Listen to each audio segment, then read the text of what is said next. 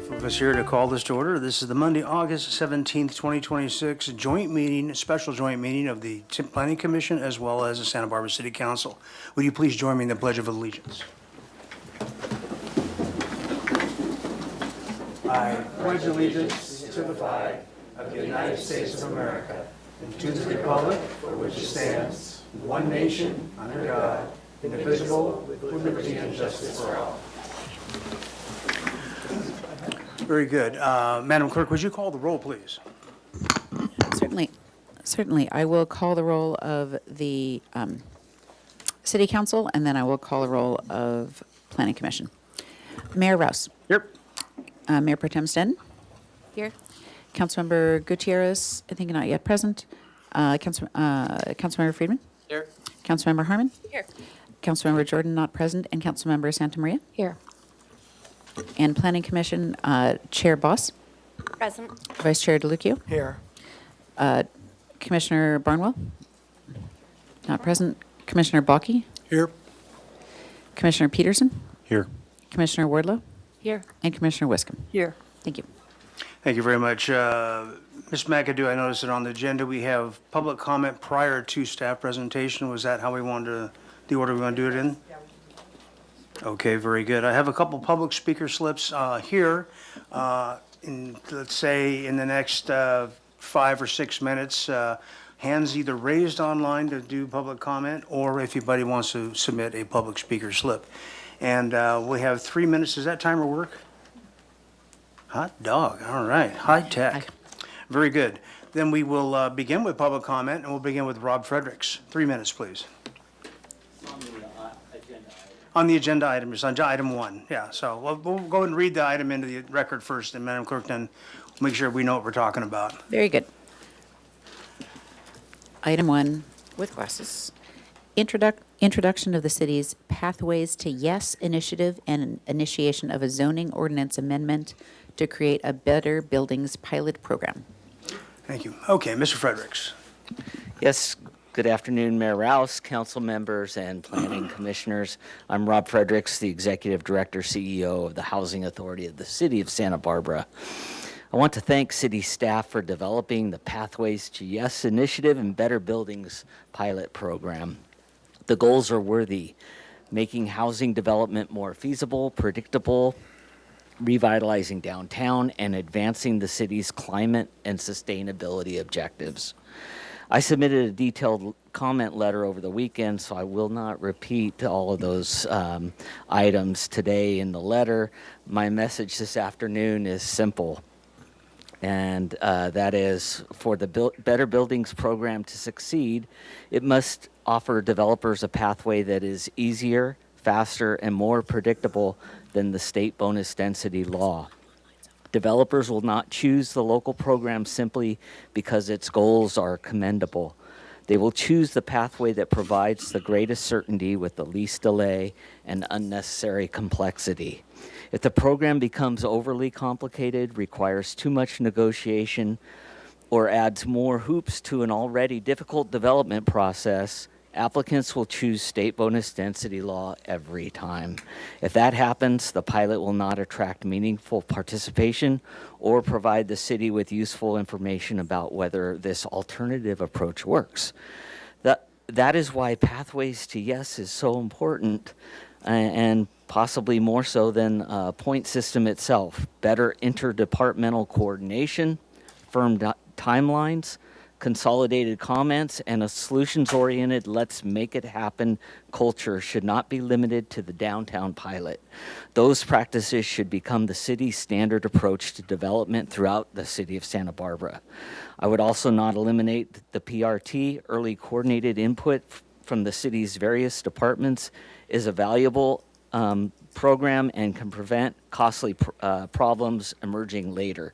PRT should be made expeditious, comprehensive, and decisive. I similarly value the input from the city's design review boards, good projects become better through constructive review. My written letter also identifies the omission of low and very low income housing as our most significant concern, and I ask that it be addressed as the ordinance is developed. We support moving this initiative forward with our recommended changes. Keep the program simple and enough for the developers so the developers will actively use it. Thank you very much. Thank you. Lisa Carlos.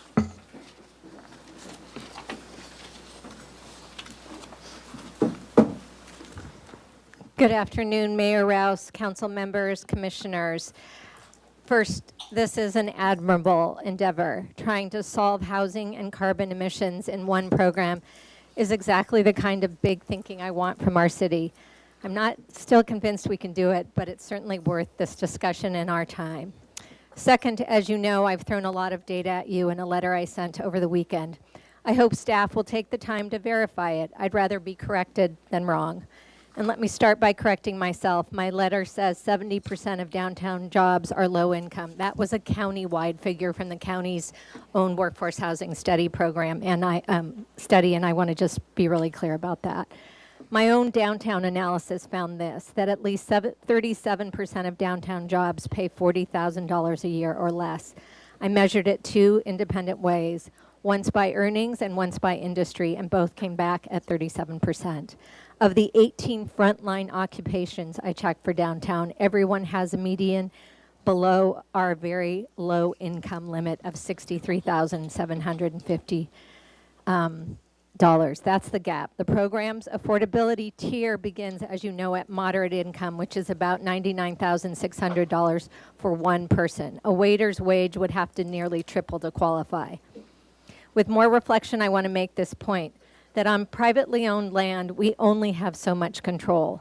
Passing this adds monetary value to every downtown parcel the day it takes effect, whether or not anything is built, and whether or not we get what we're hoping for in return.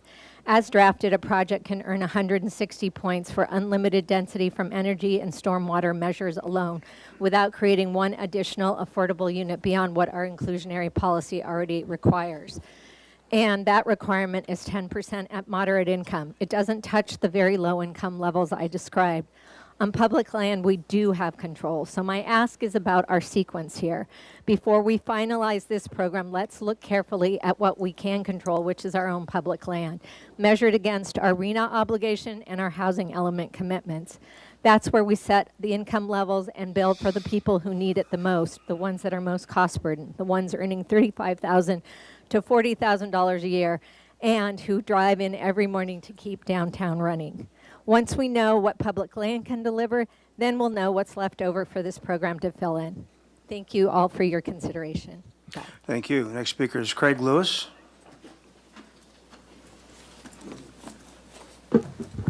Good afternoon, Mayor, council members, commissioners.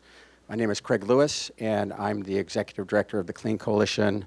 We're a very technical nonprofit, and our mission is to accelerate the transition to renewable energy and a modern grid. And I'm here to, in general, endorse the Pathways project. I hope you all support it, and the Clean Coalition hopes you all support it. I'm also here to speak on a personal note because my wife and I, we just bought the property at 1221 Laguna Street, which is just outside of the zone. So to the first gentleman's comments, we would love to be part of this. We would love to use our property to show the way for Santa Barbara. And the Clean Coalition piece of this will make sure that it is a super green showcase, because that's what the Clean Coalition is all about. I'm not asking for any money. I just want to be able to do the things that Pathways is trying to accomplish. And, you know, my wife and I, we're prepared to pay for the cost of whatever we do there. And we're just offering our partnership to the city to make sure that we've got another example of doing really good things. So thank you. Thank you. Madam Clerk, online speakers? Yes, Mr. Mayor, we have 3 hands raised by the deadline.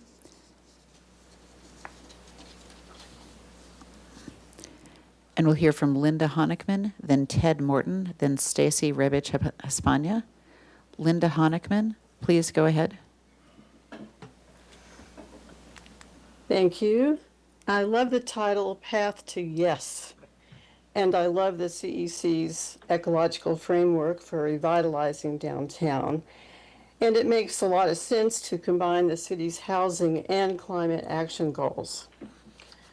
But I'm disappointed that it is possible to get incentives without helping our shortfall for housing production units at the moderate and below income level.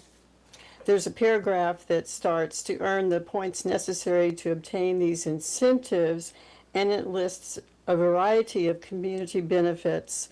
And then at the very end, it says, or additional affordable housing. So if that or wasn't there, I would be much happier if that was a requirement, and then you add on all these other things. I think it would address my emphasis, which would be doing something about our local housing crisis. But as a program which helps all of our climate actions, I think it's great. So it could stand alone on that part of it. Thank you much. Thank you. Next speaker, please. Next speaker is Ted Morton. Please go ahead. Good afternoon. My name is Ted Morton. I'm Executive Director at Santa Barbara Channel Keeper. And Channel Keeper is one of the local conservation groups working to protect water quality of our creeks, coastal waters, and channel. As a nonprofit executive director, I am concerned about affordable housing and its impact on our attempt to attract and retain excellent staff. Today, we ask for a delay in initiating a zoning ordinance amendment until city staff conducts more outreach with community organizations, especially on anticipated changes to requirements under the city's stormwater management program, and provide more analysis. We are concerned that the desired regulatory flexibility will lead to an erosion of water quality safeguards, especially post-construction stormwater treatment requirements that will impair our waters and beaches. We're also concerned about how changes would stand up as Santa Barbara's are faced with more extreme storms and coastal flooding due to climate change.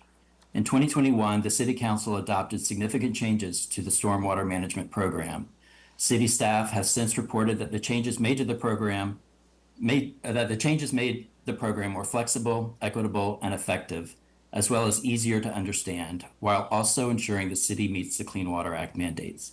Yet today's agenda report does not provide any specific analysis or detail on the effect of the program's recent implementation on housing and development projects in the Central Business District. This is important data that is missing. The agenda report mentions feedback heard from developers on the pilot program, but says nothing about feedback from community organizations. So, rather than move forward today with developing an ordinance amendment, I ask that you instruct city staff to provide more information and broader community outreach. Thank you. Thank you. Further public speakers, please?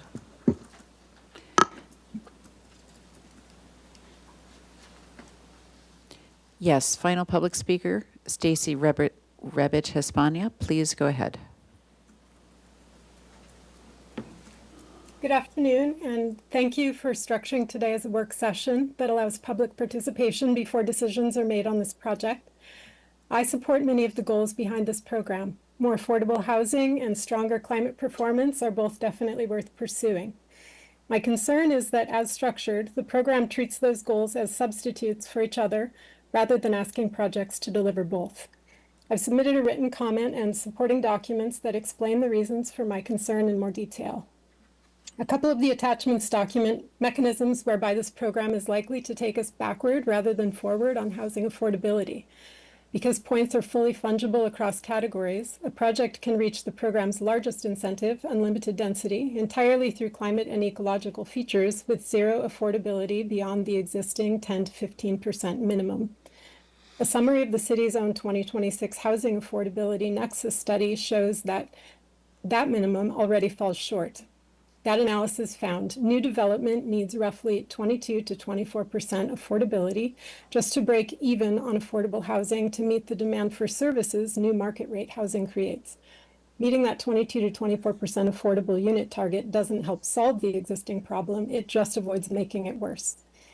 The pilot point system as currently described also doesn't incentivize or measure other community impacts such as broadly shared local economic development, displacement of residents and small businesses, or who actually captures the wealth this policy creates. Whether new affordable units are ownership or rental, who benefits when a parcel's entitlement value increases, whether downtown activity flows to local businesses or chain tenants, none of that is tracked. A pilot study framework I've shared proposes adding these as measured categories. I also shared a neighborhood small mixed-use concept proposed as a companion to the current vision.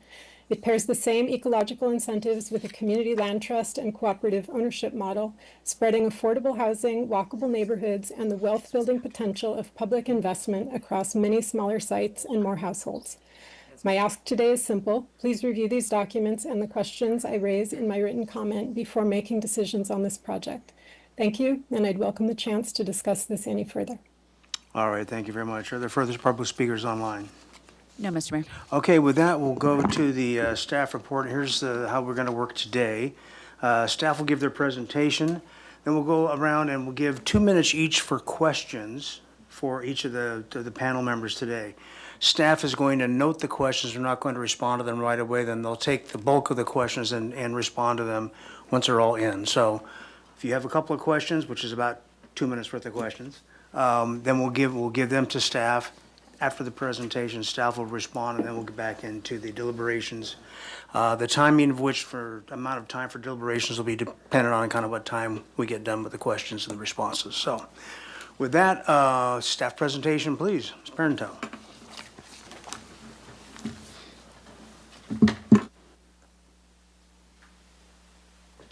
All right, good, am I too loud? Am I yelling at you? Good afternoon, council members and planning commissioners. My name is Alelia Parento. I'm the acting deputy city administrator, and I'm joined here with Ms. Tabusk, our community development director. We're excited to share with you 2 quickly named initiatives that are getting a little bit conflated in public comment, so I will try to share how they are different but complementary. So again, this is today's recommendation, and we're going to start with the Pathways to Yes initiative. The Pathways to Yes initiative is in response to some things that we know. We know that the land development process in Santa Barbara is slowed by complexity, uncertainty, and risk, and this makes development projects very challenging to execute. We know that applicants experience frustration navigating the multi-departmental review, inconsistent corrections, and late hits, particularly when they are not public safety late hits. Stakeholders require predictability and transparency and clear pathways to success in order to make their projects work.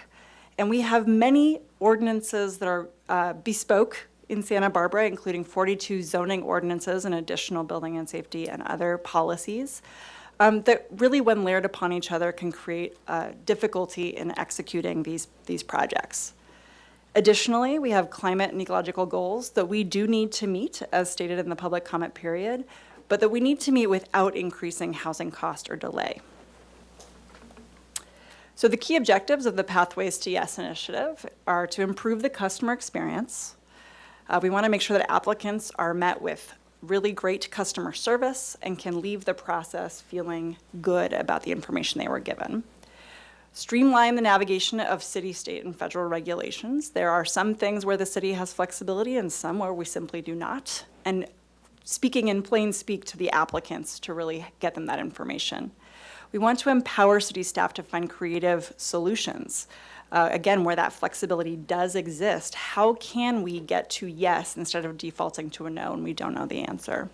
And then enhancing accountability and predictability. So having performance metrics, transparent timelines, and standardized communication protocols being part of that customer service process. So we have a couple of near-term initiatives. And before I move on to these initiatives, I did want to say, so this initiative is being led by the Public Works Director, Community Development Director, Sustainability and Resilience Director, and myself in the City Administrator's Office. And so it is a high-level executive team working throughout the city to make these things happen. So our near-term initiatives include a culture shift, really looking to work with our land development team to make sure they, again, are empowered to provide that excellent customer service, provide customer service training, and create this culture of yes. We have created the Creative Solutions Roundtable, which consists of those 4 executive team members that really address projects that are stuck and find the solutions to get through that stuckness, have some authority to make decisions, and then communicate those decisions down to the land development team.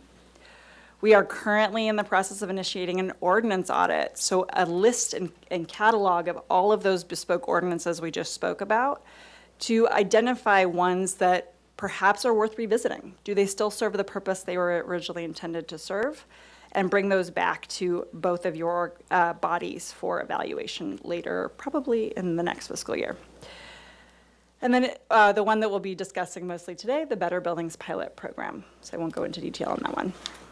So again, just the culture shift, really wanting to train and empower, creating a feedback loop so that staff are aware of the experience on the applicant side, and recognizing the staff that find those creative solutions within the legal framework that the city has. Creating a land development team-wide protocol, so we are all speaking the same language and offering the same stellar service, and then creating tools to ensure that we're consistently responding. I already went into what the roundtable is, but the roundtable can have projects brought to it by the development liaison, formerly called the ombudsperson. Development liaison, I have a separate slide on, is really a key component of this team. And then again, the land development team, city management, or even the applicant itself can advocate for having this project elevated. We currently meet bi-weekly, so quite often, and navigate these stuck or complex projects. So far, we've had a lot of success getting projects through this process. So speaking of the development liaison, again, previously called the ombudsperson, just making sure everybody knows we do still have it, just different title. This person really plays a convening role and a shepherding role, if you will.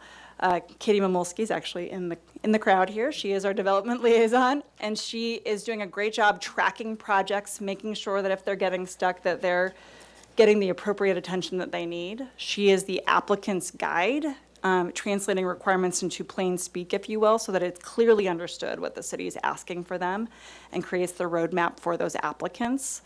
And then provides accountability and feedback back to the team, the Pathways team, to ensure that we are continuously and dynamically improving the processes. So as I mentioned, we're embarking on this ordinance audit, and the plan is to really review this long list of ordinances that we've created over time that have layered upon each other. We want to provide an in-depth analysis to both Planning Commission and Council to show what the original intent of those policies were, what the impact is on development, and provide some potential opportunities for adjustments where relevant. We will seek community input on this because it's the best thing to hear is from the people who are going through the process and where their pain points are and what the lived experience is. And so that is planned for a next phase.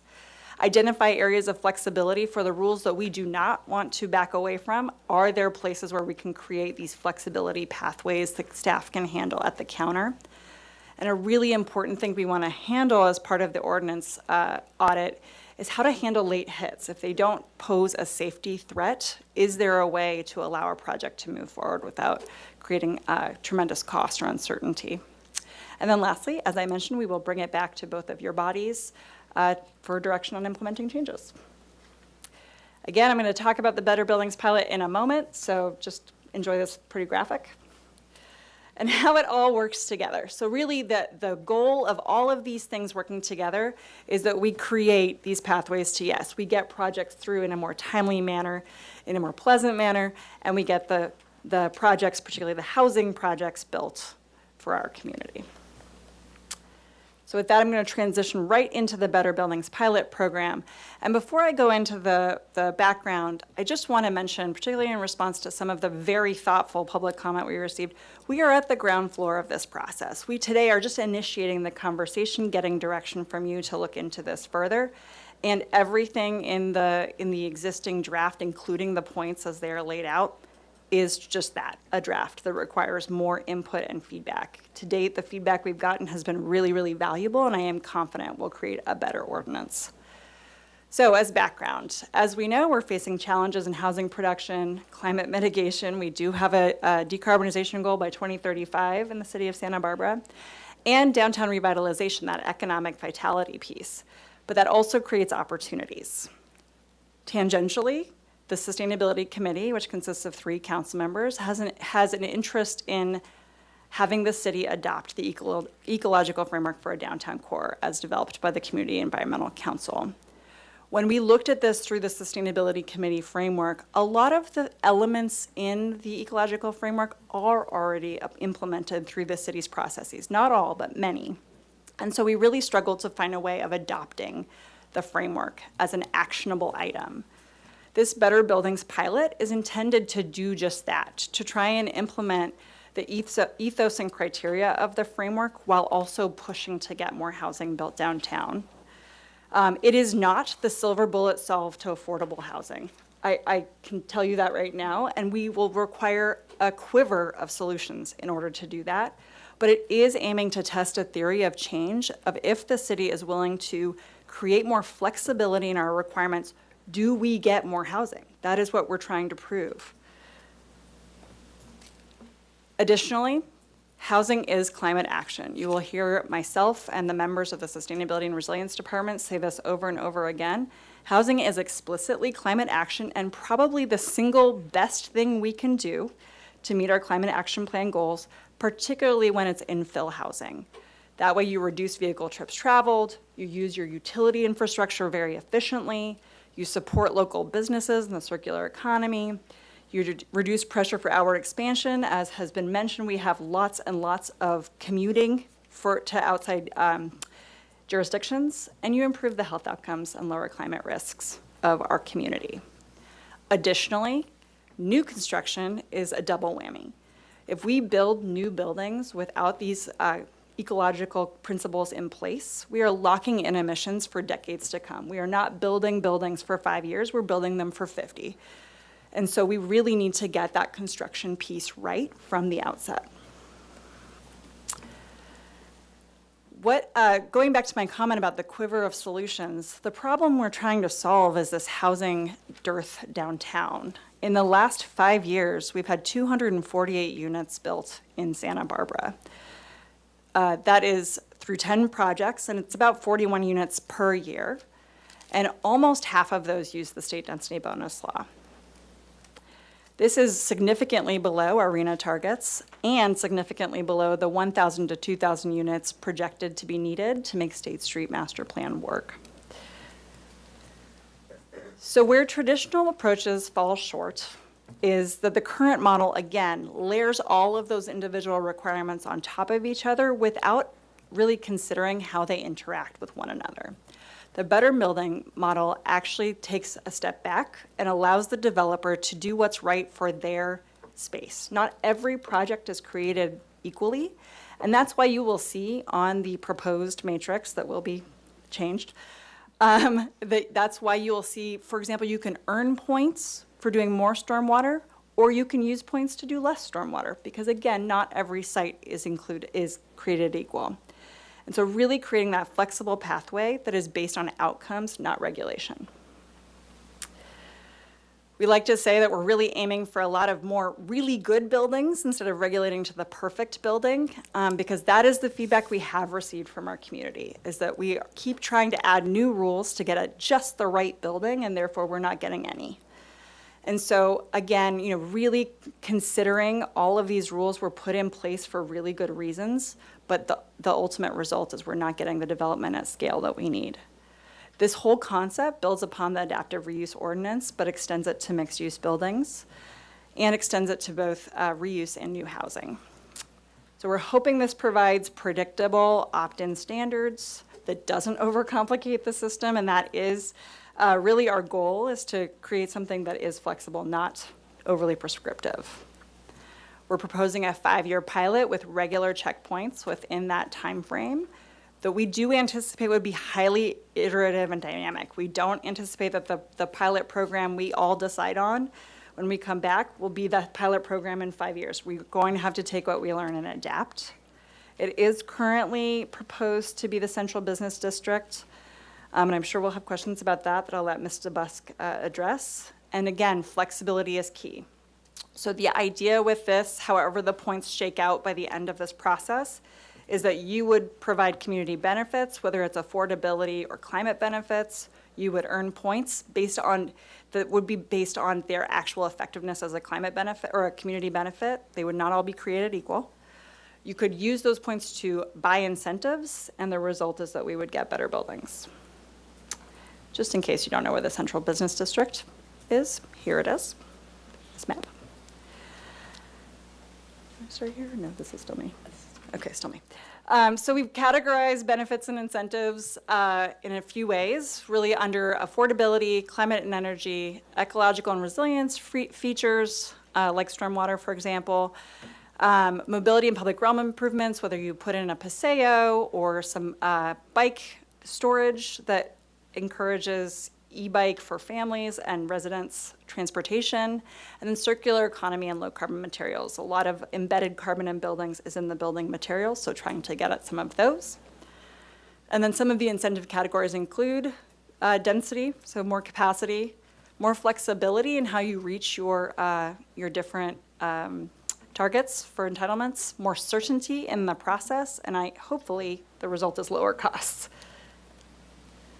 So with that, I will hand it over to Mr. Buss. Okay, thank you. Just so that you don't have to hear the same voice the whole time.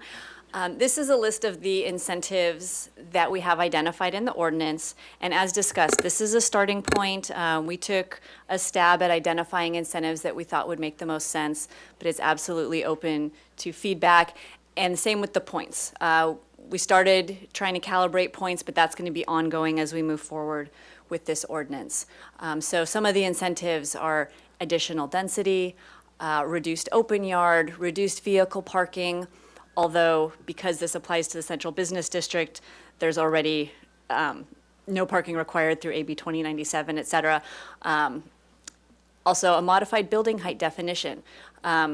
Related to density, I know seeing the term unlimited density sounds scary, but with our 60-foot building height limit in the central business district, that really does dictate what the maximum density would be. There's only so high that it could go. However, we are proposing to slightly modify the height definition so that it doesn't include the building's roof. So our charter limits us to 60 feet, but it does allow us to define how we measure building height. And so that's where we have a little bit of flexibility there. And we think that could really help to obtain these buildings using conventional construction, which helps keep costs down and hopefully will incentivize redevelopment. We could include some inclusionary housing related incentives. However, until that ordinance is adopted, we don't know what those might be. So that's to be determined. And same with stormwater compliance. We have some options, some things we're looking at, but it still requires additional work with the Regional Water Quality Control Board, as well as outreach to the public. And then also process simplification, so not having to go to Planning Commission for a concept hearing to exceed 45 feet in height, and also not mandating the PRT, the pre-application review team, and concept review. We still encourage those things because we agree with Housing Authority. They are a very good thing, and it identifies issues up front. But by not mandating it, it can simplify the project for projects that may not feel that it's necessary. And then moving on to some of the community benefits that we've identified, additional density, also a potential contribution to the local housing trust fund. Projects could provide an all-electric building or ultra-high energy efficiency or a net zero building, which would give quite a bit in points. Also urban heat mitigation. And as mentioned, here we also have stormwater on this side of the aisle as well, because as Ms. Parenteau mentioned, that could go either way, right? Some sites have room for this stormwater retention and some sites have less ability to do so. We also have some bicycle-related benefits because with no parking, you know, right now we require one bicycle parking stall, but if you have multiple people in a household, you may need more bike parking spaces, so you get some additional points for that. Pedestrian-related benefits such as paseos, which we know are an important part of our historic downtown. Adaptive reuse projects, they are included here, but I do just want to note they already get almost all of these incentives. So they get the density. They don't have to provide inclusionary housing unless they have more than 40 units. But we kept them on this list because that is one of the best things we can do ecologically. And also there may be some other benefit that's in here and we don't want them to miss out on it. So we kept it in here just to be safe, but just so that you're aware, they probably will get most of these benefits anyway. use of low-carbon concrete, and use of mass timber construction materials. So we're trying to hit all those categories to really address both affordability and climate action. And then some important questions, have come up of how this relates to state density bonus law. And this is one of the critical things that we do still need to work on. The way that we're seeing this is these are two pathways that complement each other. State density bonus law defines the affordability that you need to provide and the amount of density that you'll get in exchange. But then they also offer development standard waivers and incentives, and the applicant gets to pick what those are, and the city has very little say in whether or not we accept them. We pretty much have to always accept them. Whereas the Better Buildings program provides a menu of options to the developer, and then it rewards not only affordability, but also climate benefits. And is there another? Oh, so also related to that, I did just want to mention, we did have some comments about including lower income as part of the affordability component. And our regional housing needs assessment does identify a need for more than 1,400 moderate income units. And that is an income category that we're actually seeing less and less of as time goes on, because developers are choosing not to build under the city program, which requires moderate income units, and they're using state density bonus instead. And so they're superseding our moderate income units with lower income units. We know we need all the unit types, absolutely. So this program really just maintains the ability for us to obtain those moderate income units, because we don't want to miss out on that income level as well, because it is important. So this is a way to encourage those units and not lose them. As mentioned, the Better Buildings can incentivize moderate income rental units and environmental performance that state density bonus does not specifically target. One of the things we need to ensure that we do is not compete with state density bonus law. So that's where it's important how we calibrate these points and how we write up the entire program. So that's something that we're keeping in mind as this moves forward. So we have been to a number of bodies to date on this and have received some very valuable feedback, as I mentioned, including those on this list, like bike-related points are too high compared to the other priorities, how to avoid overconcentration of one benefit in one particular area, what would the appeals process look like? Would it be to council or to planning commission, considering historic building buffer zones, car share being a very highly valued benefit to consider. What about landscaping? How we're calculating that inclusionary requirement, and then considering co-housing and community land trusts as part of this. Again, those are likely parts of that larger quiver that are very, very important, but also can we consider that in this? What about a workforce housing component, which does sort of relate to the moderate income?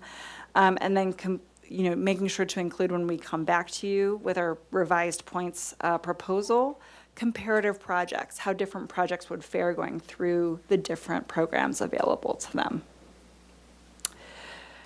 So as I mentioned, we've been to a number of places. We've been to the Land Development Team Oversight Committee. We've been to the Architectural Board of Review and to the Historic Landmark Commission. This is a really good time to say we are not proposing that the Better Buildings projects would not go to those review boards. They would still have to go through their discretionary review process. We then also went to Sustainability Council Committee just last week or 2 weeks ago. Now we're here today. So based on the feedback we received today, we plan on going and refining the program and the point allocation structure and doing that additional stakeholder outreach that was mentioned in the public comment, because we do want to hear back from all sides of the community on this. Then we would come back to Planning Commission with a review of the draft ordinance and implementation framework, subsequently Ordinance Committee and City Council after that. So again, here's the recommendation for today, and look forward to your questions. All right, very good. Thank you both. So as we said before, let's go for a round of questions. We're going to limit it to a couple of minutes each. The staff is going to note down your questions rather than trying to go back and forth with them. And then we'll do that, and then we'll come back again for deliberation. So try to spend 2 minutes or less on your questions if you can. Mr. Peterson, you're up. Oh, I'm first. Okay, great. Thank you very much for the presentation and for all the work put into this. This is exciting. I have a question. Can you speak to how this is going to interact with the changes that we may be making to our inclusionary ordinance? In this program, we are going to mandate the 10% moderate, but on Thursday, we were potentially reviewing some changes to that. So how does that work if we make changes to our inclusionary ordinance? Okay, once again, no, we're not responding now. We're Oh, going to gather the questions. okay. They're going to take notes. Right. and- And then my second question would be, how did we arrive at the decision to include the geographic area, and only the geographic area that we did? Thank you. Okay, thank you very much. Ms. Harmon? Thank you, Mr. Mayor. Yeah, I join with Mr. Peterson's questions. Those were sort of my top line questions as well, particularly on the geographic area. And I'm maybe struggling a little bit because I understand this feedback to date is still to come, but a lot of my questions, I think, are really centered in some of these pieces of feedback, so it's hard for me to even formulate questions. And, one of the things, so I guess I just put that out there, thinking about location, one of my concerns that I brought up previously was about, it's cool that we have this menu going both ways, but how do we ensure that we don't have a concentration of something or an absence of something in one area? And if that's why we decided to do a pilot in a specific place, still, how are we answering that? And can we spread that out citywide? So it's sort of just joining with Mr. Peterson's question on the location. I'm really interested in what it could look like citywide, but particularly how it then would relate to this issue of concentrating certain building elements. I think you know what I'm saying. I didn't articulate it very well.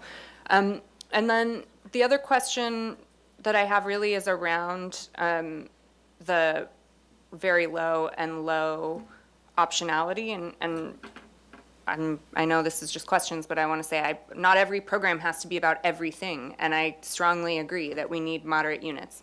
But if the purpose of this is flexibility and optionality, what harm is there in providing optionality for these other alternatives? And I think maybe from your reaction, the answer is there is no harm, but I just am wondering if I'm missing something about why couldn't we offer that? Understanding that especially downtown, it's unlikely that private developers would make use of it, but it doesn't mean we shouldn't provide that and incentivize it unless I'm missing something. So those are my main questions. Thank you. Ms. Muscom? Thank you, Mr. Mayor. Thank you very much for the presentation to both of you. Okay, I'm just going to go over what I have here in my notes.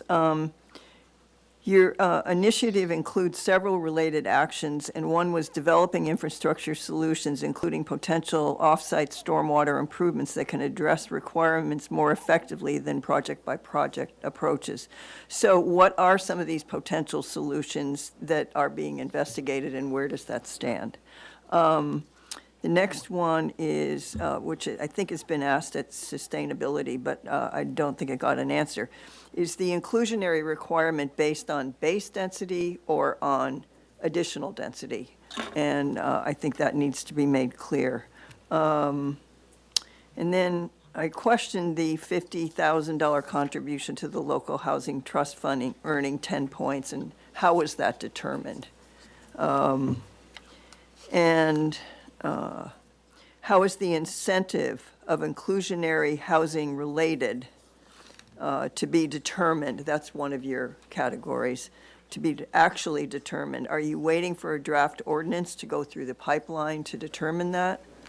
And then, based on Mr. Morton's comments from Channel Keeper, who asked for more outreach, and you had stated that you're going to provide more outreach. What kind of groups are you going to that you haven't been to yet? I assume Channel Keeper will be one of them, but where else will you be going to get feedback on this program? Thank you. Thank you. Ms. Ned? Thank you, Mayor Rouse. I'll be adding to those same questions also that for some of the incentives listed in the tables in slides 25 and 26, so things like energy efficiency, cool roof materials, high building materials, things like that. I guess I have a question about why not just require those things? Why incentivize and risk that there would be multiple properties that wouldn't take advantage of that? And I continue to have the question that's been articulated here about individual stormwater versus a stormwater district, and if what we're asking for in return is significant enough to be able to manage, particularly with State Street being our stormwater drainage system for the city. So I have real concerns about that. And then I had a question still about if the buying of points could be stacked. So, you know, is it just one time you can buy a packet of points, or can you just keep buying points and then buy yourself out of the entire incentive? And then I think I would like to discuss really the question about inclusionary and how specifically it won't be making the imbalance worse. I mean, the Kaiser Marston study, we've referred to it a lot of times, but I don't think we've really addressed it, that for every 100 units at market rate, it creates the demand for 18.4 to 19.6 affordable units. So even at 10% inclusionary, we're still contributing to that imbalance, and that imbalance is what creates the need for greenhouse gases and exacerbates the problem rather than ameliorate. So I think we really need to, since we're putting this forward with the ecological framework, which I fully support the ecological framework, but if that is the goal, why would we have outs for that? I suppose that's the biggest part of my question on that, with the affordability component. Thank you. Thank you. Ms. Moss. All right, ditto to all the questions so far. And I really appreciate the framing of this as, do we get more housing as an overall measure?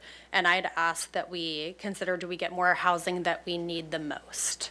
And if so, how do we measure that, and how do we make sure that the incentives are aligned with the housing that we need the most? We have a really great housing element that I think this mirrors everything that's in the housing element already. It called for all of the measures and the pathways to yes and the better buildings efforts as well. But the housing element also notes that potential housing development opportunities downtown are prime for lower and moderate income residents because they're located within proximity to employment opportunities and public transportation. So again, how do we, or is this program going to generate more housing that we need the most? So I'd ask that that be a significant measure. And then beyond that, how will this encourage or help affordable projects more than the basic requirement, whether it's inclusionary or other measures that are used, but also how will this help or encourage 100% affordable housing projects? If that's not a goal of this initiative, then I think that needs to be clear, because that's not clear to me right now. I assume, again, that we're going for measures that will give us the housing that we need the most. And I think there were a couple questions about state density bonus law already and how this works with that, but I'm also curious about how or if developers could stack different state laws. So beyond state density bonus, I think it's really important to figure out, we have dozens of new pieces of legislation coming out from the state each year related to housing flexibility, incentives, and waiving of local measures. So can they be stacked? Maybe it's not state density bonus law, but it's 6 others. Thank you. Thank you. Mr. DeLucio. Oh, you go last, don't you? Yes, The I do. mayor goes That's last. the Okay, so privilege of the office. I think some good questions have been asked already. So I guess I want to just verify here when you, I'm just going to ask the question that in the inclusionary housing ordinance is coming for planning on Thursday. That will be incorporated into this, just to verify, that will be incorporated into this program. People don't get away from that. They still have to contribute to that, because that's very important. And also, I hear words like this program is a complement. This is to supplement the state density. And then the draft ordinance says either or. So if we can just maybe flesh it out a little bit more, and also if you can say, how is this all going to be incorporated into what we're doing already? Not that we have piecemeal type of ordinances going on. And then when we look at the incentives, I see unlimited density under development related. I would love clarification on unlimited density if I can get 160 points. That's really, that sounds like a lot. And also, I don't see that we have setbacks on here. We didn't come up with points for setbacks. And then I realized that the geography of downtown is not just downtown, it's more broad. I didn't even realize that. And so does that give us more opportunities for incentives? Maybe we're not as restricted as we would be if it was just on State Street. The $50,000, that just stuck out also. I don't know where that number came from. And also, we're not talking about any type of low housing performance options here. Maybe that's something else we need to look at. So those are pretty much my top-of-line thoughts right now. Thank you. Thank you. Mr. Friedman. Thank you. I agree with most of these questions so far, so I'm going to try to get through these. So on the state bonus density and the issue of double competing, I want to make sure we need to understand that. So one is, at what point do we send this to HCD to get feedback? Because it's important that we get it to them to find out before we go too far down the road, but we need to go far enough down where we have something to give them. But I don't want us to have an ordinance that gets adopted, we do all that work, and then we find out that it's not, that it is competing. On the issue of points earned versus what you can spend it on, I'll call them tier one versus other alternatives. Tier one would be affordable housing. That's the priority. So for example, a long-term bike space gets you 2 points, and that's points earned, and then points required to get 10% bonus density is only 30 points. So the way I read this, and this will be a clarification, is if you put in 15 long-term bike spaces, you would get a 10% density bonus of market rate units, because that's not, the density bonus isn't affordable. That isn't something I think we want to prioritize, because then that would definitely, I'd put in 15 of those spaces to get 10% more units. And then stormwater is a very important one. At what point are we doing the analysis of the infrastructure? Because it's old, we don't even know what's down there. Electrical, all that needs to come in for these 1,000 to 2,000 units. So we need to make sure that we're making these promises, but if there's major upgrades that need to be had for the city's infrastructure, who pays for that? Is that part of the developer, or is that the city because it's all part of the city? How does it tie in? Water, wastewater, all that. And then I think that I'm getting to the last ones. And then HCD, and then also the expansion of the Pathways to Yes program overall. I know we're trying to relegate it to this program, but some of those, it seems we could do those citywide. So I want to make sure that we clarify that some of those would be citywide. Thank you. Thank you. Ms. Wardlaw. Thank you, and I agree with many of the questions from everyone so far today. Yeah, I would just want to reiterate, to me, the biggest thing is the state bonus density law and how this would interact with that. I think that all of us have worked hard on trying to identify how we can address density without it being then doubled down on with state bonus density. So I'd really like to better understand that, and then as well as Commissioner Boss said, you know, how it could also interact with other state laws, because I think that's really foundational to how we then look at the point system. So that would be my first big thing to even move forward. And then I think separately, you know, we've had a lot of conversations on the importance of city-owned assets and our parking lots and identifying those for workforce and affordable housing. And to me, I know that's a separate conversation, but I think it's important for this discussion that we understand how that's coming along, where that sits in a priority bucket, because that's critical to then how we move this program forward. Because if that is the real focus from an affordability lens, that adjusts how I would look at the point system for this. If we're lagging on that, or, you know, I just would want to understand where that is to then understand how much we want to push in terms of adding in, you know, low and very low into the point system, as well as going back to the state law issue. If we are competing with state law, if we add very low and low, then that also adjusts how we look at the point system. So those are some of the high-level points. In terms of the Pathways to Yes broadly, I mean, obviously, this is something that I think we've all been wanting, is how do we get to a better culture on this? How do we make this more streamlined? I hope that this is applying citywide. That would make sense to me. And then just in terms of some of the specifics around that, I'd love to see, and just wondering if staff is looking at, limiting the rounds of comments that go back to developers. I think that one of the things we hear consistently on Planning Commission is that, there's just multiple rounds of comments. And I know that in the late 90s and early 2000s, there was an effort to really streamline that by limiting the rounds of comments. So that's something that I would love staff to look into. I also think that, we on the Planning Commission have received a number of projects on lands that could have been for housing because the underlying zoning allows for multiple uses. And so I'd love for staff to really explore how, if through this program, we could look at really ensuring that if we identify sites that we want housing on, that we actually get housing on those sites. So looking at kind of rezones from that perspective. And then I think others have mentioned this, point allocations, just want to understand the rationale behind that. I think Councilmember Friedman brought up some good points on, how this, you get to 10% bonus density because you added bikes, just want to understand the thought process on that more.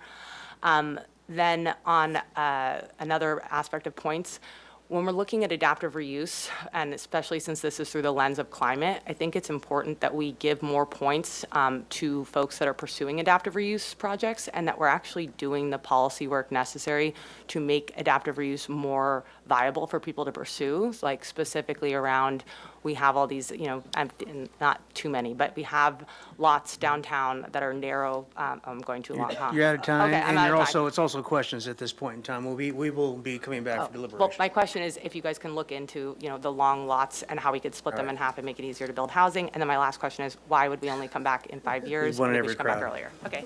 I have more questions, but I'll stop We know. We figured that out. Mr. Gutierrez. Thank you for that. What role does AI play in all of this, and can AI be implemented to streamline this entire process? Thank you. Okay, Mr. Balke. Short and sweet there.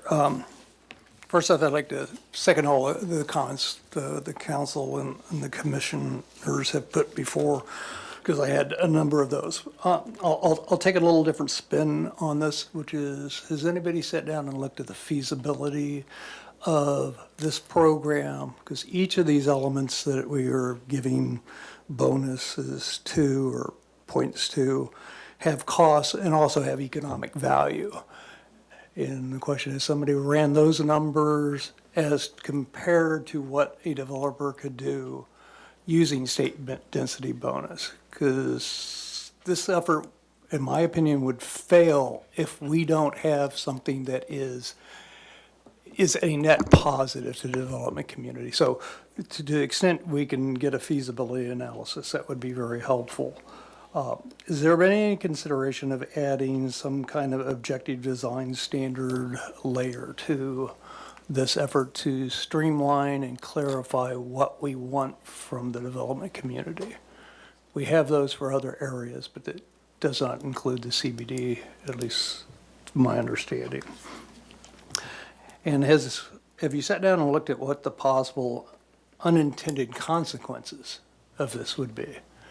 Because that's one thing that, the folks at Sacramento haven't done with the changes to, removing parking and increasing density. Is the unintended consequence is increasing the value of the land. So has there been an analysis of the increase in value of land that would come from this, and any discussion about recapturing that increased value of land?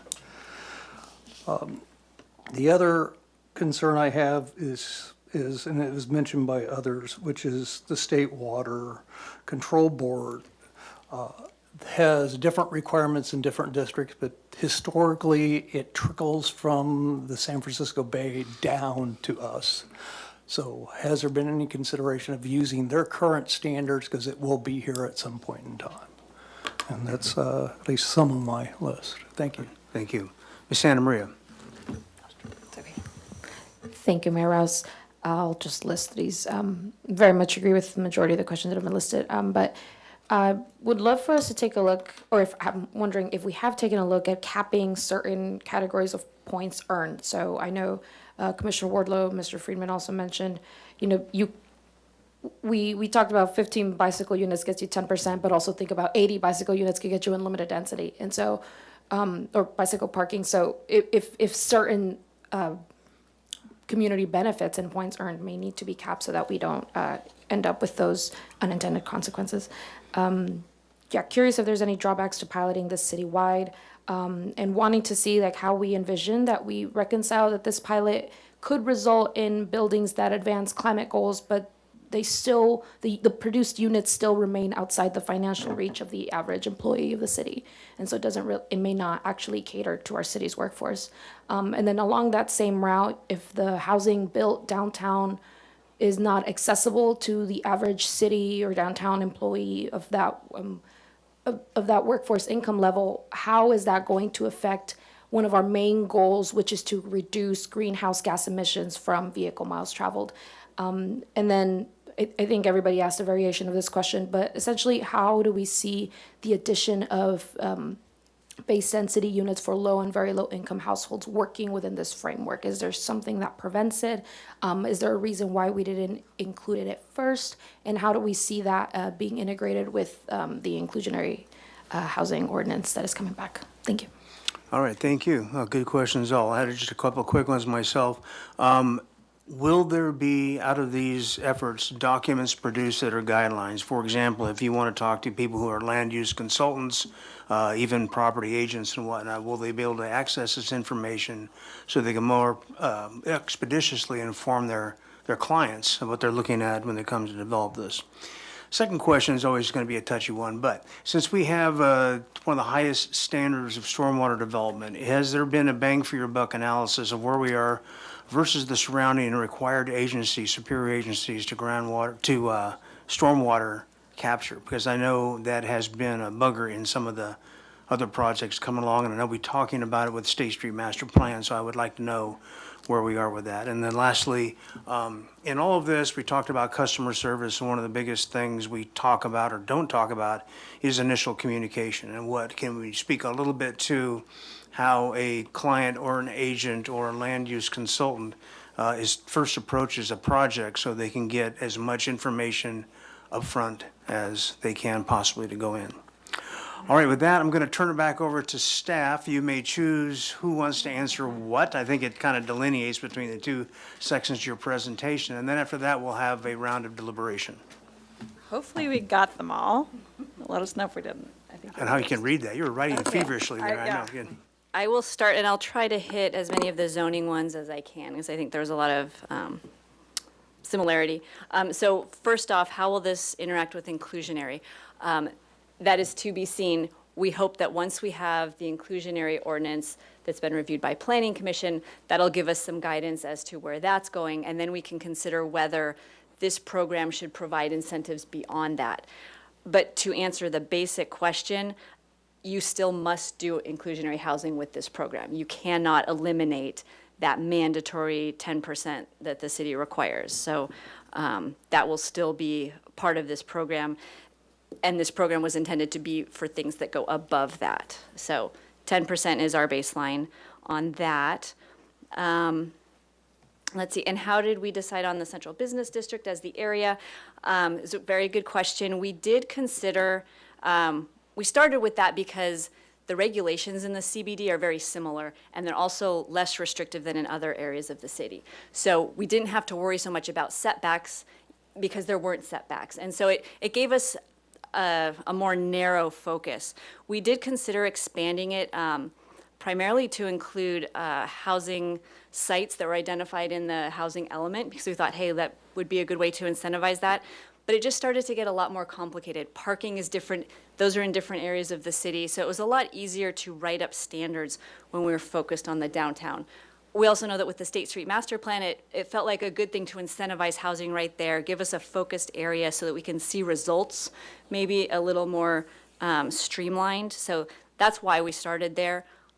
But the goal, if this is successful, we would love to expand it citywide or to key areas. So if this is successful, that is the ultimate vision. This could also help inform a local density bonus program. So that could be another outcome of this, but we saw this as a good way to start. Let's see. Regarding the very low and low income options, the reason we did not include it to start with was actually, we did include it to start with, and then we took it out based on our concerns with competing with state density bonus law. However, that it doesn't mean that we can't put it back in. It will just take a little more thought to ensure that we're consistent with that. Coordinating with HCD will be important on that. And the timing for that, I anticipate that would come after we do stakeholder outreach, after we've developed an ordinance that is ready for Planning Commission, but before we actually go to Planning Commission. So I think that would be the right timing for HCD. Let's see.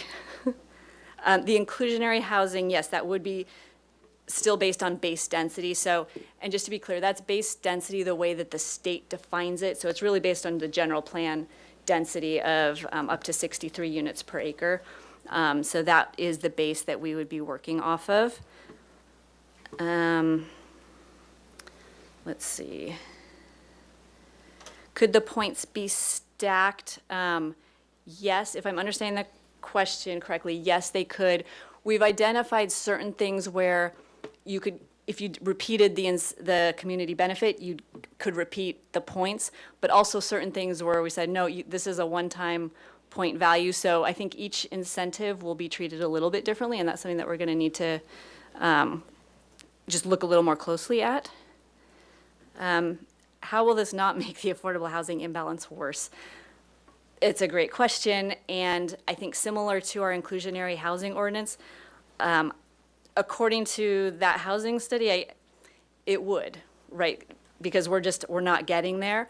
So I think it's a matter of balancing that study with economics for supply and demand. We still think generating housing is a good thing, even though the study says that the amount of affordable housing it's going to generate is going to be worse than what we're getting. But again, that's part of the experiment. Can I add on to that? And I think that pairing that, and again, back to the quiver metaphor, with the city asset plan, which we can talk about in a second, of building those very low-income affordable housing, right? Like trying to find other mechanisms by which we build that, because we just need it all at this point. Yeah. Okay, how do we ensure we get the housing we need the most? That's a great question, and relating back to that point is we have different ways of getting different types of housing, and so this would just be one of those aspects, and that will be part of the analysis. You know, what did we get? Did we only get luxury, units that are only being used as second homes? That's not what we want. So how do we ensure we're getting the housing that we want? So we can also look at, are there things we can write into the ordinance to help us get closer to that? But it will be one of the things we'll be, analyzing at the end. Yes, this would apply to 100% affordable housing projects, so any benefits in here we'd want to apply to those 100% affordable housing projects. But that's definitely not clear as it's currently written, so we can confirm that.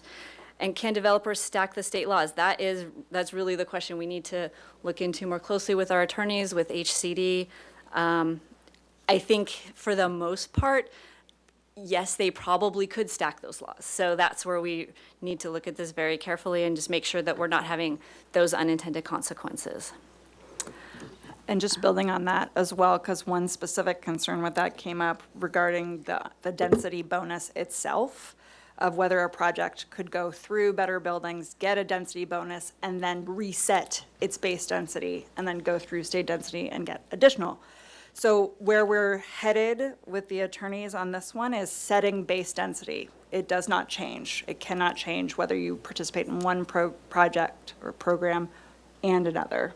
It would remain that same per acre density that's set by our general plan, and then you would be limited in they're not cumulative bonuses beyond that. Let's see. When will we do the analysis of infrastructure? You can talk about it from the stormwater perspective, yeah. Oh, for utility infrastructure? Yes. So from stormwater perspective, we are currently doing that analysis on State Street as part of the master plan. It actually answers Commissioner Wiscombe's question about these other options for stormwater as well. We're really looking at in lieu or alternative compliance programs particularly in the downtown where we're lot line to lot line. It's very challenging and not always a great idea to be building in stormwater in these sites. And so looking at having sort of an off-site compliance. State Street is our first that we're looking at. We will be bringing that analysis with the State Street Master Plan on September 1st for what that's starting to look like. But we want to look at all the watersheds and trying to expand this benefit outside of the CBD as well. And then related to other types of infrastructure, we've done the analysis citywide that we do have, enough water and wastewater capacity to serve these housing units. But then we do also do an analysis of each site to make sure that the pipes running to that site are adequate to carry the flow. And so that will continue to happen for each individual project. And the property owner will need to upgrade as needed to ensure that their project works. Let's see. Is the Pathways program citywide? Yes, it absolutely is. Can we limit the number of rounds of review? It's something we're definitely working on. It's ongoing training with staff as to what's a completeness item versus what's a policy consistency item. And so that's, we definitely want to limit the number of rounds of review, but it's just an ongoing effort. How do we get housing on the sites where we want housing? We want housing downtown. So that is why this program is focused on the downtown to start with.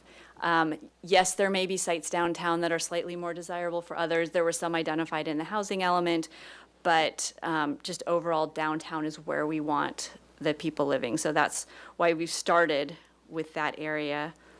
Let's see. How were the points established? It was, just some internal back and forth trying to, we'd run, samples like, hey, if this project did this, how much does that get them? So to answer Councilmember Friedman's question, yes, the 15 parking spaces could get you that density bonus. And so we did get feedback that maybe the bike parking incentives are too high. But those are the things we're going to continue to look at, the gives and the gets to see what's appropriate. One of the first conversations we had was, is it acceptable to get more density if you're not giving more affordability? If you're only giving ecological benefits, should you get that density? Our internal decision was that yes, because this program is about both things. But, your feedback on that would be helpful as well. Let's see. How to make adaptive reuse more valuable. Yeah, that we're continuing to work on that. We have had some success with the new ordinance, I'm happy to say. We've had projects already using it. And this relates to, why are we coming back in 5 years? Development just takes a long time. And so sometimes really 5 years is almost the cycle you need to understand if something is being effective. So that's why we came up with the 5 years. Yeah, we're continuing to work with adaptive reuse applicants to see what can help those projects be more effective. Let's see. Do you want to jump in and then we can let Kelly jump in? Hi, everyone. Kelly McAdoo, City Administrator. I just wanted to, particularly to Commissioner Wardlow's question about what are we doing on city-owned land and sort of how does that dovetail with this. We are embarking on sort of a comprehensive evaluation of parcels, particularly in the downtown that the city owns. But we're planning to come back in January with a work session for the city council to give staff direction on how to move forward with those. And so I think there will be, I think there's a lot of options that we have with those parking lots, and so I think we want to explore all possibilities. I know that the Housing Authority has done some analyses on some of the city-owned parking lots, and then I think there's some other, things that we want to look at, and also not just the parking lots, but the former police building site.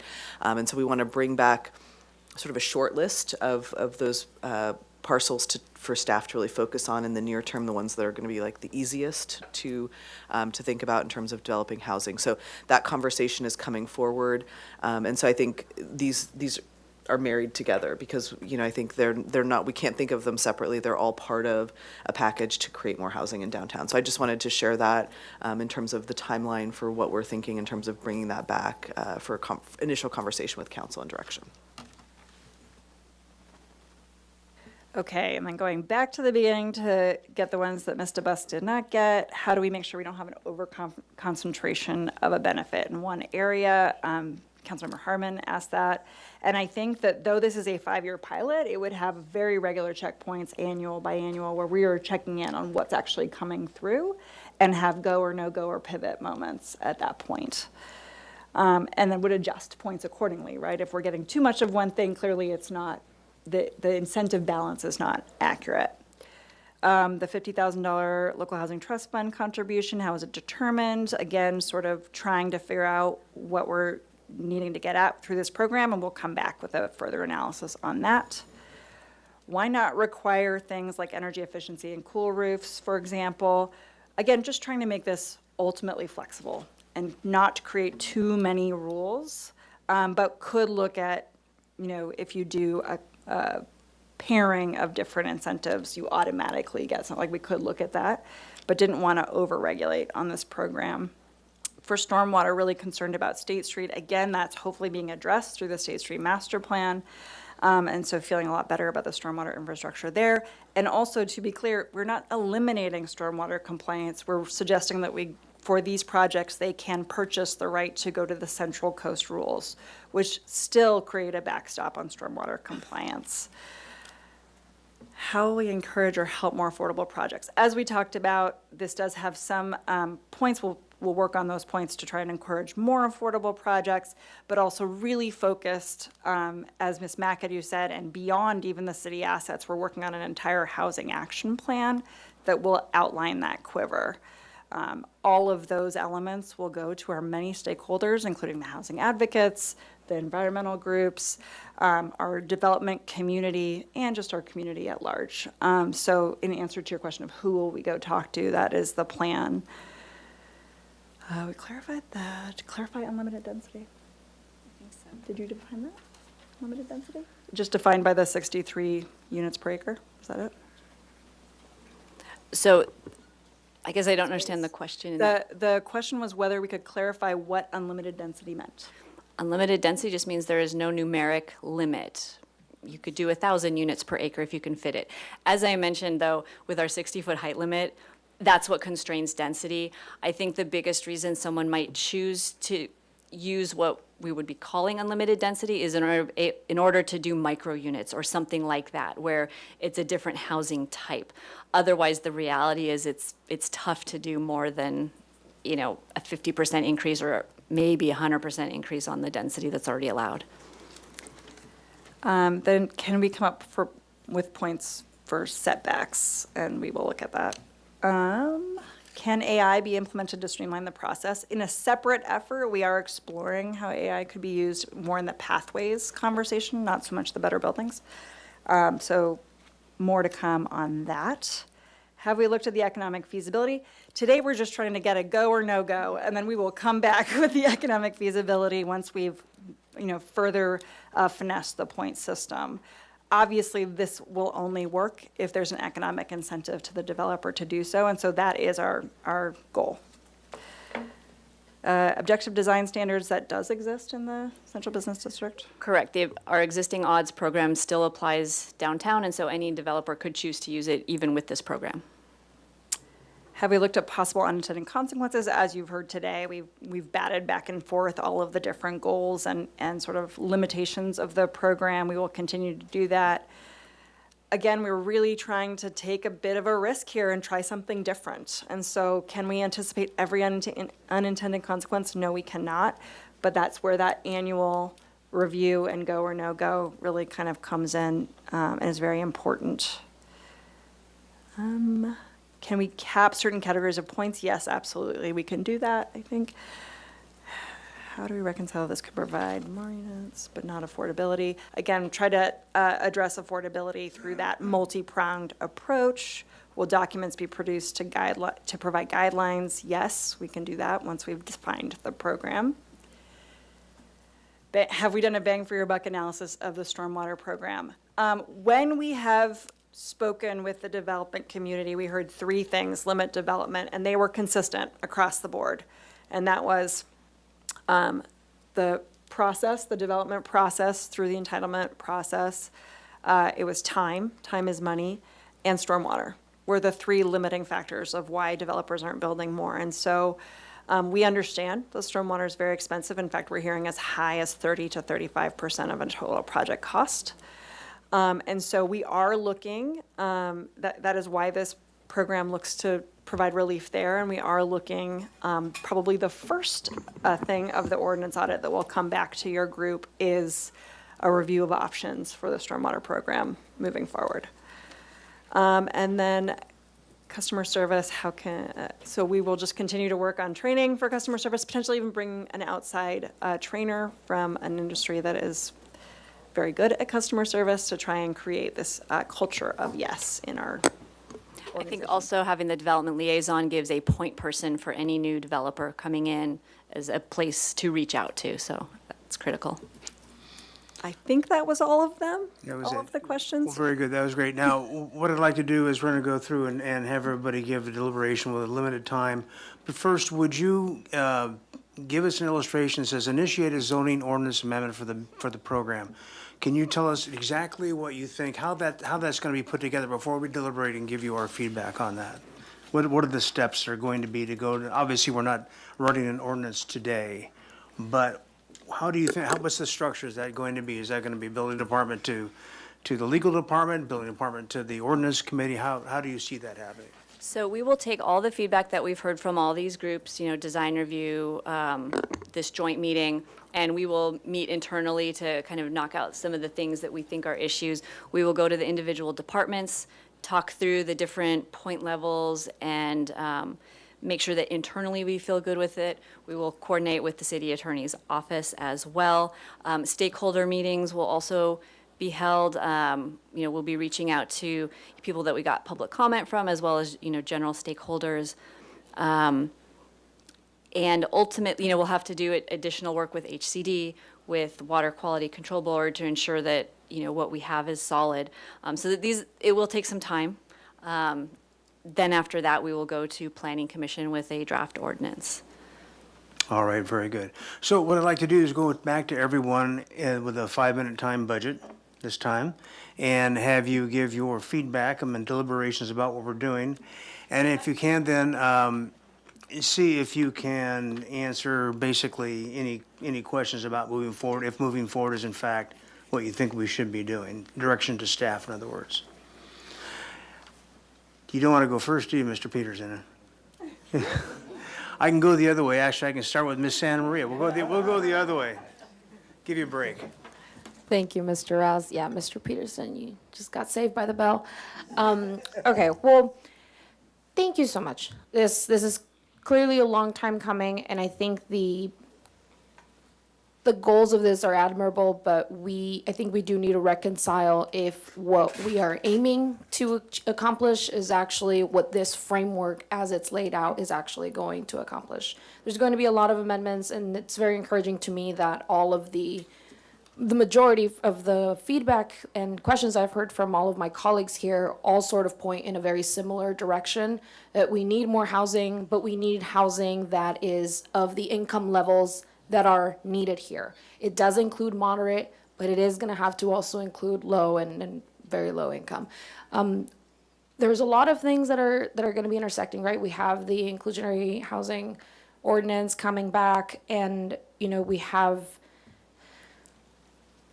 I think we have a good opportunity to streamline this, but if we are streamlining majority market rate or majority units that are built outside of the reach of your average employee here, they may just sit empty. And my biggest concern with this is that we may be accidentally encouraging the building of housing that is not necessarily conducive to relieving our housing crisis. And when we talk about the supply side of resolving the housing crisis, it needs to be reiterated over and over that it can't be any kind of housing. It can't just be market rate housing. We do need to meet our RENA numbers, and thank you to our staff who's always on that. I would say yes, we should be moving forward, but I think the point system needs some serious revision. My recommendation or suggestion would be that we tailor the points to give us what we're looking for. And what I mean by that is, if we are okay with a developer, making the building or the new development completely green and, extra bike racks and all these things, and we're okay with that being a trade-off for no housing of the income that we're looking for, if that's what we're doing, then we need to lay that out, right? But if what we want is housing of a certain income level, then that needs to be one of the priorities. It should be easier to develop that, but also it should not be as easy to tally up points that do nothing for affordability, but allow you to get this ultimate density. My concern is that the way that this is laid out right now really just increases the value of the properties for where this is going to be implemented, at least for now. I think a public comment even mentioned that even without anything being built, the fact that you could qualify for this unlimited density is going to make, these parcels worth a lot. And that's great, but that benefit is only felt by the owner of that parcel and the owner of that existing property if it's there. And we don't really feel that benefit. So I think if we can dive deep and take a look at the benefit of the developer versus the benefit of the community. They don't have to be mutually exclusive, but they both need to be taken into account. The benefit of the developer to be able to more feasibly build the units that we are in dire need of needs to be balanced with the needs of whatever our workforce is. I would really like to see, when we bring this back, if we could bring back an analysis of the average wages in our city and in our downtown in particular. If this is going to remain as a central business district pilot program, then we should take a look at how that's going to affect the folks that are working downtown already. Because if I'm sure there's plenty of analysis out there about how many are commuting in versus who is already living in the city. And so if we're trying to reduce those greenhouse gas emissions through the vehicle miles traveled, how do we make sure that some of those, at least some of the units that are built, can help those folks that live out of town live closer, so that the folks that keep the city running can actually be in the city? I think if we have that as a North Star of how do we get the employees that are always commuting to be able to live here, the people that keep the city running, I think that could be a good way to sort of center us on what it is that we need, so that we don't accidentally end up creating really green and beautiful buildings that ultimately are too expensive for our workforce to afford. So, thank you. Thank you. Mr. Bauke? Thank you, Mr. Mayor. I don't have any big picture thing to really stress, other than say that we don't want this to fail, because the alternative, and that's what I want to talk about a little bit, is what if we don't meet our 8,000 arena number? Knowing what's going on in Sacramento, what could that mean to the city of Santa Barbara? Could we lose control? Could the state start saying, well, that's nice, you have an HLC and an architectural review board. We don't care, you've got to build buildings, and we see something created here in our CBD that isn't Santa Barbara. So I think my key thing is we need this to be something that actually works and is something that is feasibly a better path for a developer to take than the state density bonus, because the state density bonus does not have a height limit. And you can waive a lot of things, even things that are important to our community can be waived through the state density bonus program. So that's sort of pretty much my biggest interest, that we need to get into the nitty gritty of this. And from a master developer, which is what my professional job has been for years, we really need to look at the central business district from a master development point of view, in what the city itself and the community want our downtown to look like, especially if we have to meet 8,000 housing units in the city in this cycle. And the question is, what is it going to be in the next cycle? So we really need to get into that. And I heard good things from Allison about that you're starting to look at the system-wide things. And the question is, where are those trigger points? I mean, folks make a lot of big statements about State Street and all the cost of the State Street master plan, but a lot of that has to be, is the infrastructure portion, the stuff that people don't see. It isn't the bike path, it is the stormwater and other improvements. So I definitely want to see a big picture look at our CBD as part of this program, so we know what we're going to get at the end and be very intentional in the development. That's my comments. Thank you. Thank you. Mr. Gutierrez. Thank you, Mayor. I want this to be a trendsetter, hopefully, for other communities. So that would mean that we'd have to take risks and do things that no one else has done. So I would ask city staff and my colleagues to be a little more fearless and experimental when it comes to these policies that we're going to be deliberating on pushing forward. And let's embrace the future. I know AI is a controversial issue, but if we could use it to our benefit, I'd recommend that we lean into it as opposed to trying to play catch up. Thanks. Thank you. Ms. Wardlaw. Thank you so much to staff. This is a great effort, and I really appreciate the work that's gone into this. I am very supportive of using all the tools in the tool chest to address our housing challenges, and that really means, addressing housing at all income levels. As I shared, I think that the biggest piece that we need to understand is around how this will interact with state law in order for us to really dive into the details of how we approach the point system on this. I'm very encouraged by Administrator McAdoo's comments that this program is married to the program that we're also pursuing around our city-owned assets and affordability on those, because I think these really need to move in conjunction with each other. When I read this, it's very much viewed as this is a market rate program specifically, and that's okay, but we must be doing the other piece as well if that's the way this is going to go. And then if we learn through understanding where we are with state law more that we can encourage low and very low, then we should do that. But I think it's hard to weigh into the details at this point without that information. So again, really appreciate that these are moving simultaneously, because I think that's very important. I also think that one thing I wanted to ask was just about primary residence, that as we're talking about this from a points perspective, I'd love that to be included in the points, that you're getting points to ensure that if you're building market rate, that these are going to people that actually live here, and we're not creating party pads for people from out of town.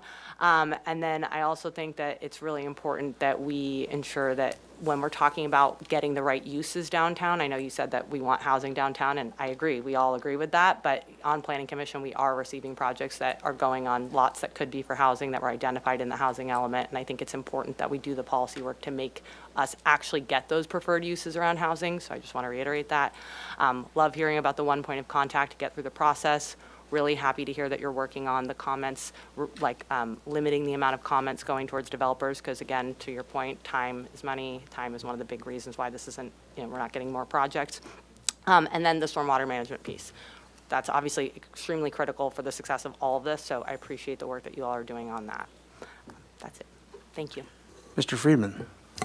Thank you.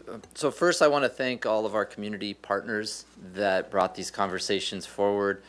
They started out in one direction, and it's taken quite a time to get here, but it is something definitely worth the conversation and worth moving forward. So I want to thank everybody that's come together from the ecological side, the housing side, and then our staff for also being creative, because at first it didn't seem like this would even be possible. So the staff has put a lot of time into this, and there's still a lot of unknowns right now. But we are to a point where it is worth pursuing it and figuring out the answers to those questions. So just want to start with that. So this is a complex policy, but we do need to move it forward for a lot of reasons. Downtown revitalization is one, just housing overall.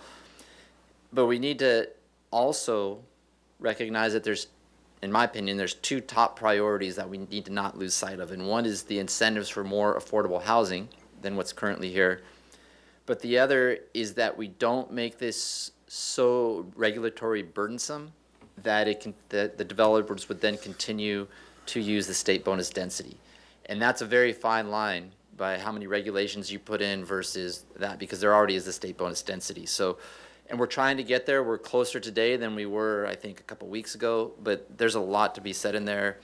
And then on top of it, the other concern, I'm not 100% certain that it won't be able to be stacked up with state bonus density or that it's incompatible. One of the concerns that I would have is they go through this process, they get the permit, and then they could take that to the state and say, can we use state bonus density on their own? So they could maybe there might be ways, so we need to double check that there isn't ways around where they get the incentive for us and then they go to state bonus density. And the other is on some of the incentives going forward, we need to look at, it gets to prioritizations, but caps on them. The issue of the bike parking spaces, 30 gets you 15, or you could get all the way up to unlimited density for 80. That's not a trade-off, I think, that's in the best community interest. So we need to look at the incentives, and I think we're going to be doing that. And then, of course, the stormwater, when that's such a big part of a housing project, especially downtown. I know we're already analyzing a stormwater banking project potentially. So let's see if individuals, or is there a way where multiple properties can come together that capture it in a certain way so that it takes the relief off one property, but communally we're investing together. And it's important that we have conversations earlier on with our partners such as Channel Keeper, who have been from the start part of the discussion on stormwater management, and they spoke today. So it's important that we reach out to them earlier on in that process.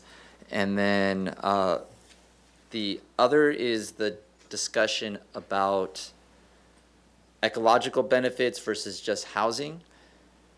It is both. So how far do we go? So limiting some of the ecological benefits for me is somewhat problematic because there's missed opportunities such as rooftop gardens or open spaces, because if we're having more density downtown, we're going to need places for people to go. So let's relook at the ecological benefits, solar, those types of things that make buildings more resilient, and see if they fall within that point system or not. I know they were limited in the staff report to make it simpler. Again, that kind of contradicts what I said earlier, but just I wanted that to find where that balance is. And then I'll wrap up with this. How far out beyond the current proposed boundary? It might make sense if it crossed the street like one of the public speakers earlier, but as we start expanding it out, and you spoke to this, staff, that the regulations change, so it makes it more complex. But when you get up into the upper, I see Fred Sweeney out here, outer State Street area, it's even more problematic because of La Cumbre Plaza, and any regulations or anything that changes in up zones or allows for more density in that area, right now, it can't handle anymore until we know what's going on with the 1,200 units up there. So if this project were to expand, we'd have to very fine tune it, but the upper outer State Street area would definitely need to have special consideration because of all the units that are going in there in the next 5 to 10 years. So I'll leave it at that. Thank you. Thank you, Mr. Lucio. Thank you. I want to thank staff for all the work you've done on this already, and also I followed you you went to all the commissions, a couple of the design boards rather, than you went to sustainability, and then you came to us, and also the letters that were submitted. Didn't have an opportunity. They came today to really study them as much as I want, but those were really some good letters that came in to follow that input as well. And as Eric mentioned, I was thinking about this incentives. One incentive would be open space, and there's not a lot of open space from what we're talking about, but maybe, again, the rooftops. Those can be the open space, those gardens, and you can put that into your point system as well. And I do like the way we're going to marry the sustainability in with the housing. So so we're getting, and also stormwater. That's really key here, and that should be the really big incentive. But again, we can't lose sight of the housing, and I know we're going to have market rate housing, but really we need the affordable housing, and I just don't want to get away from that. But I do see how this program can, hopefully it won't stack the state density, but I like the way it could supplement it. So I'm really enthusiastic about this. I came from another city where, man, we did all this stuff all the time. And we did points. We had a program, for example, we had a green point program for landscaping, and this could be even a weighted type of a program where you weight the points. And one thing I did find confusing, first we're looking at points, then we're looking at the performance options. I was reading it the other way around. First I was looking at the performance options, then the points earned, and then what you get with the points. So I just want to throw that out. But I want to thank you for all your work, and yes, let's proceed with this. Thank you. Ms. Boss? Thank you. I am equally excited about this. I think the Planning Commission every other week says, what's going on with the housing element? We have these programs and policies. What's going on? And now we know that you're making really incredible progress. So thank you for the work that you put into this, and I'm looking forward to seeing the measurable results.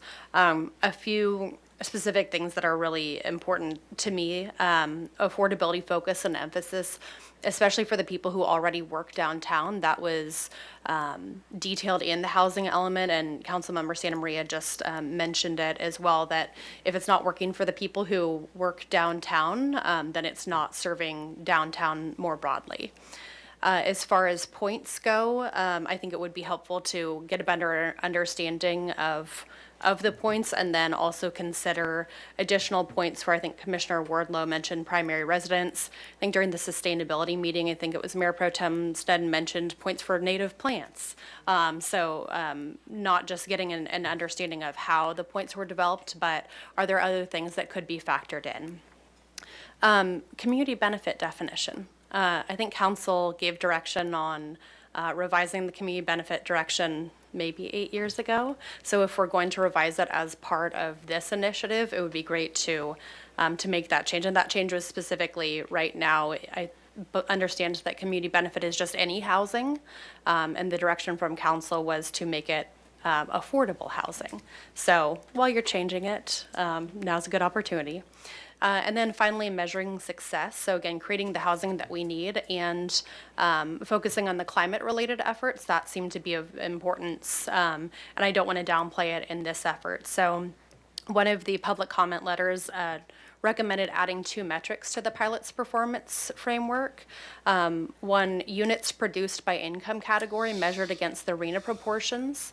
So that's easy to do if it's citywide, but how can that be done if it's just downtown? And I think it can with some of the tables that were already in the housing element.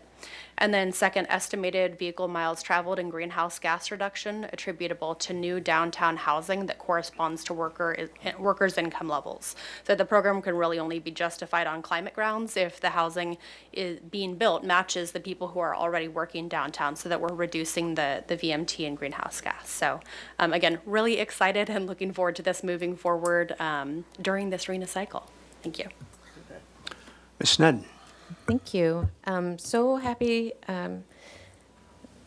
let's see, committee member, Commissioner Boss, that you mentioned the definition of community benefit. I think that is something 8 years ago, and that's where I want to sort of center my comments is that, well, sorry, I always miss this part. Thank you. Thank you. This is incredibly creative work. We were setting about to really integrate in the ecological framework. This is incredibly creative, and a lot of work has gone into that. So I wanted to say that first.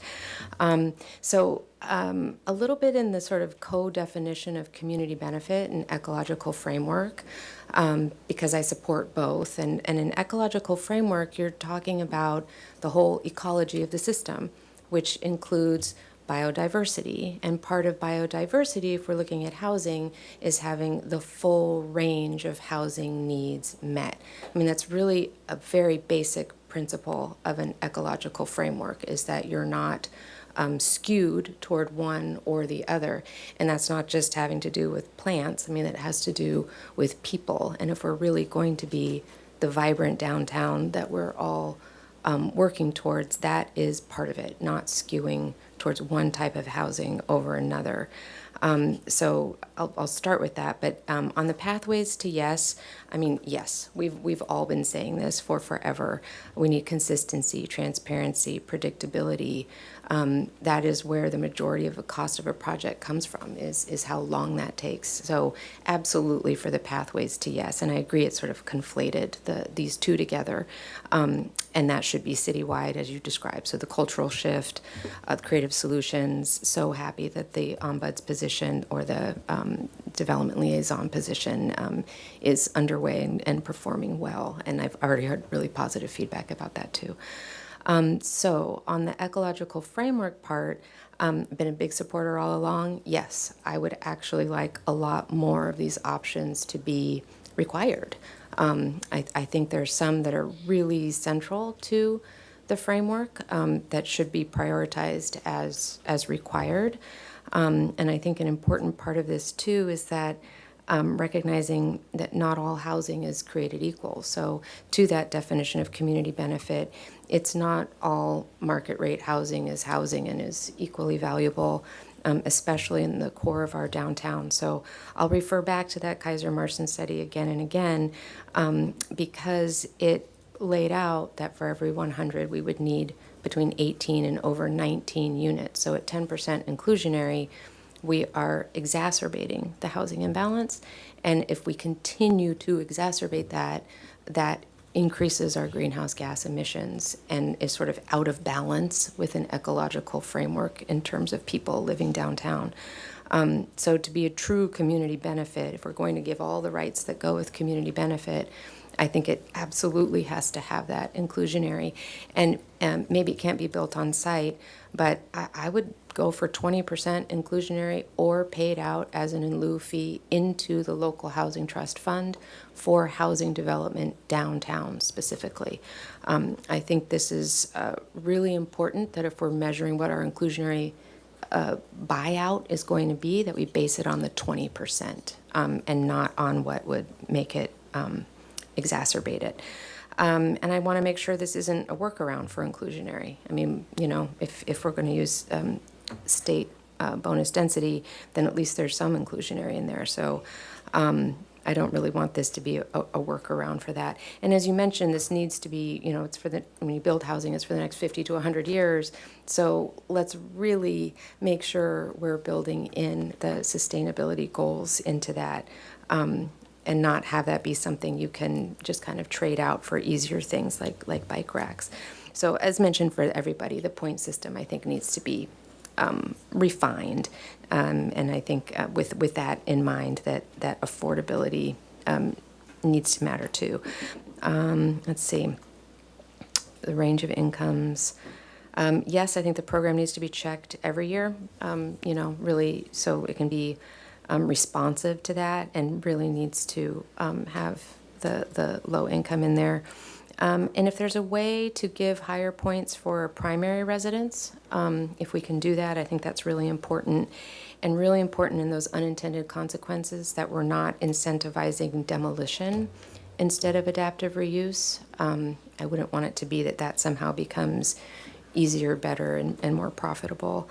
I'd like to keep the pre-application review. I think it really does make better projects, and to the HLC comments on that too.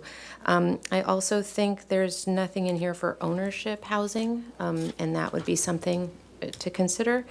And I think city-owned properties should have 100% of everything, 100% affordability, 100% of the ecological principles in them. I mean, we own the property. Let's see. I see you. I see her. Okay. All right. Okay. I completely support the comments from the HLC, the extraordinary letter from Lisa Carlos, comments from Cass Ensberg, very well laid out, and from the Housing Authority, Rob Fredericks. That's maybe the easiest way to say it. Bottom line, I fully support the ecological framework, and part of that healthy ecology is a range of affordability, especially if we're looking at greenhouse gas emissions. I really think this needs to go to Planning Commission for a deeper dive on balancing the point system. I think that's where this goes next, and for multiple iterations, and working with community members as well. And then just very quickly, the unanswered questions still, the stormwater, the parking, and one more comment on the ordinance audit. What's my one chance? This won't come back until January. Well, you and have to then thank Mr. time's Balke up. for donating his time, I think.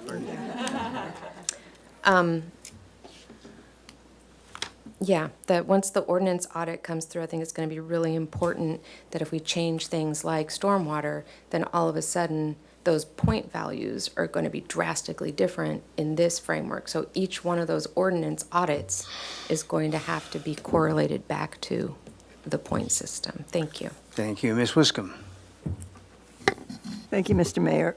Excuse me. Thank you to Ms. Parenteau and Ms. DeBusk for the excellent work on this. And also, I want to thank the Ms. Carlos and Mr. Fredericks and Ms. Ensberg for your wonderful letters that really were thoughtful and thorough. I want to start with the pathways to yes, just by making one comment. We should not have multiple bites at the apple for project reviews, and that's been a consistent problem. I think I've heard about it in my years on Planning Commission, and sometimes it's the review is done, the building plans are done, and then the inspector goes out and does something different and says, no, you're required to do this, and it's not, and it's a surprise. So I just think that we need to solve that problem and make sure that we don't have multiple bites at the apple, that they can go through the plan check and get it done. And then I'm just going to go through what I have written down here. We should have substantial community benefit points for low and very low income units to promote diversity downtown. I really believe that. I think that's very important that we have those opportunities to do that downtown.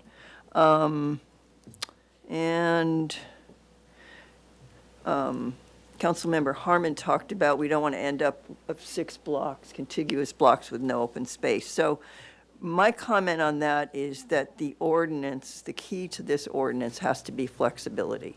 I think there should be a review of the program that takes place perhaps annually on what works and what doesn't work, and the ordinance needs flexibility to make changes as needed, really as immediately after council approval. I really believe that. When adjustments to the point system may be necessary, flexibility is the key. And the program also needs a sunset date, just like the AUD program had. So let's see, what else? The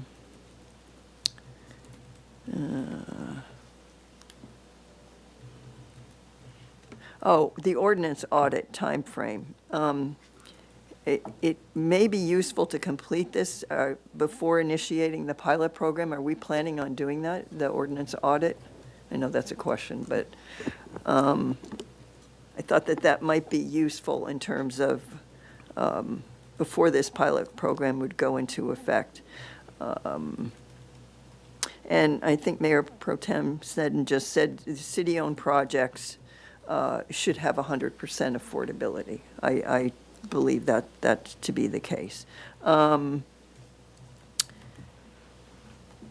The program is based on outcomes, not mandates. So we have to really be careful about that. And the outcomes, again, are the flexibility and really keeping an eye on it, see what's going on. Councilmember Friedman talked about capping incentives, and that would, again, is part of the flexibility. We need to be able to do that. So that will be part of the exploration process.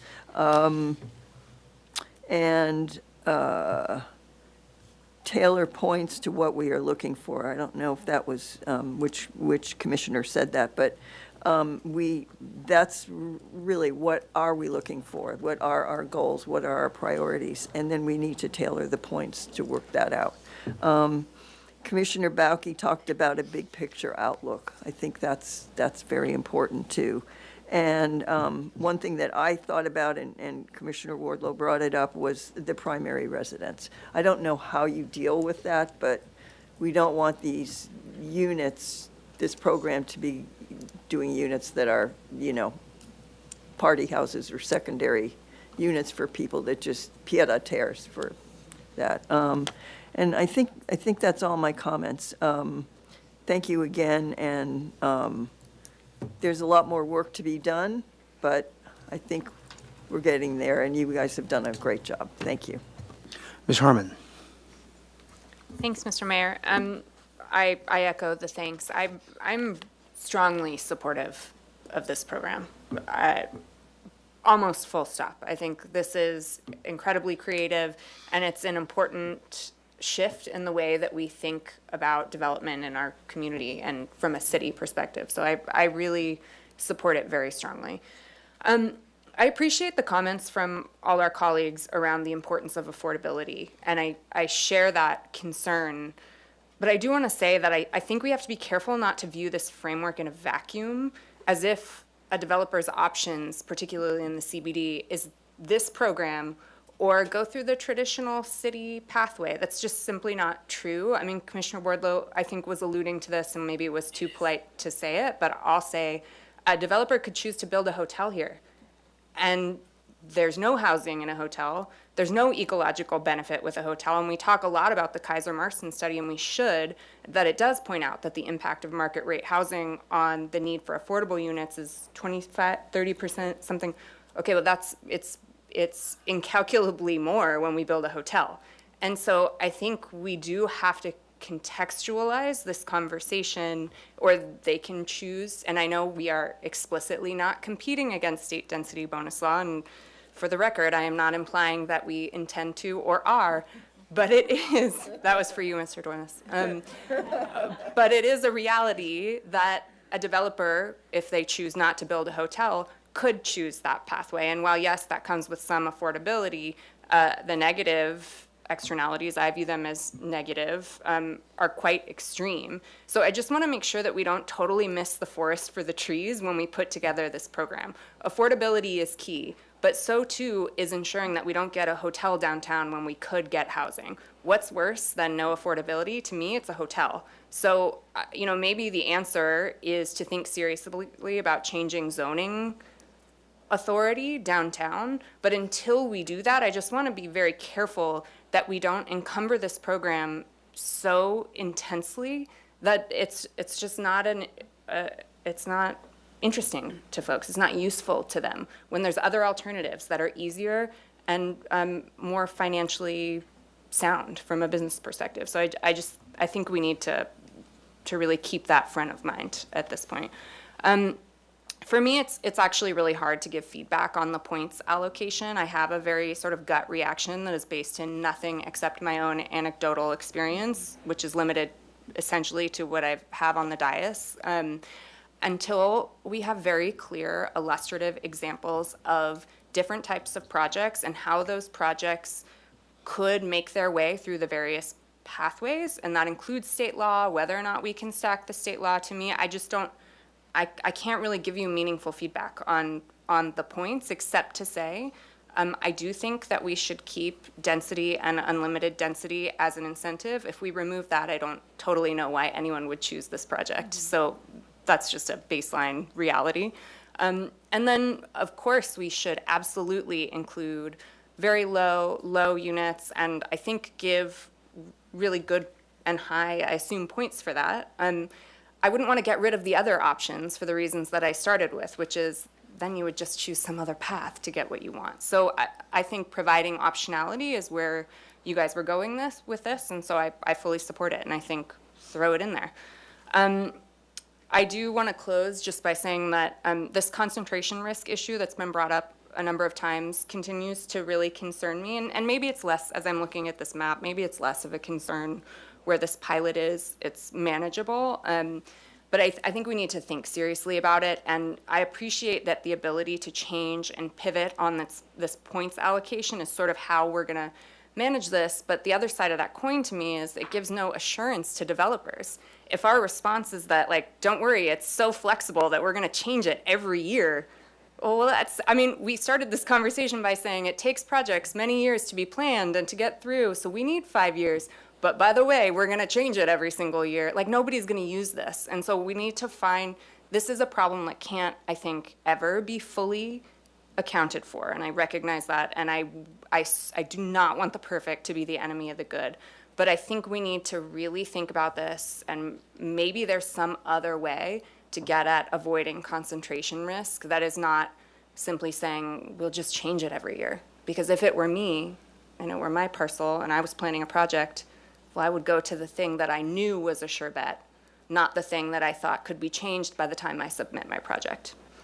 It's just, all that to say, I really do love it. And I'm sad that I won't be voting on it, but I will definitely be submitting comments, and I'm excited to see what you guys put together, and I think this definitely portends good things for downtown, so I'm really grateful. Thank you. Mr. Peterson.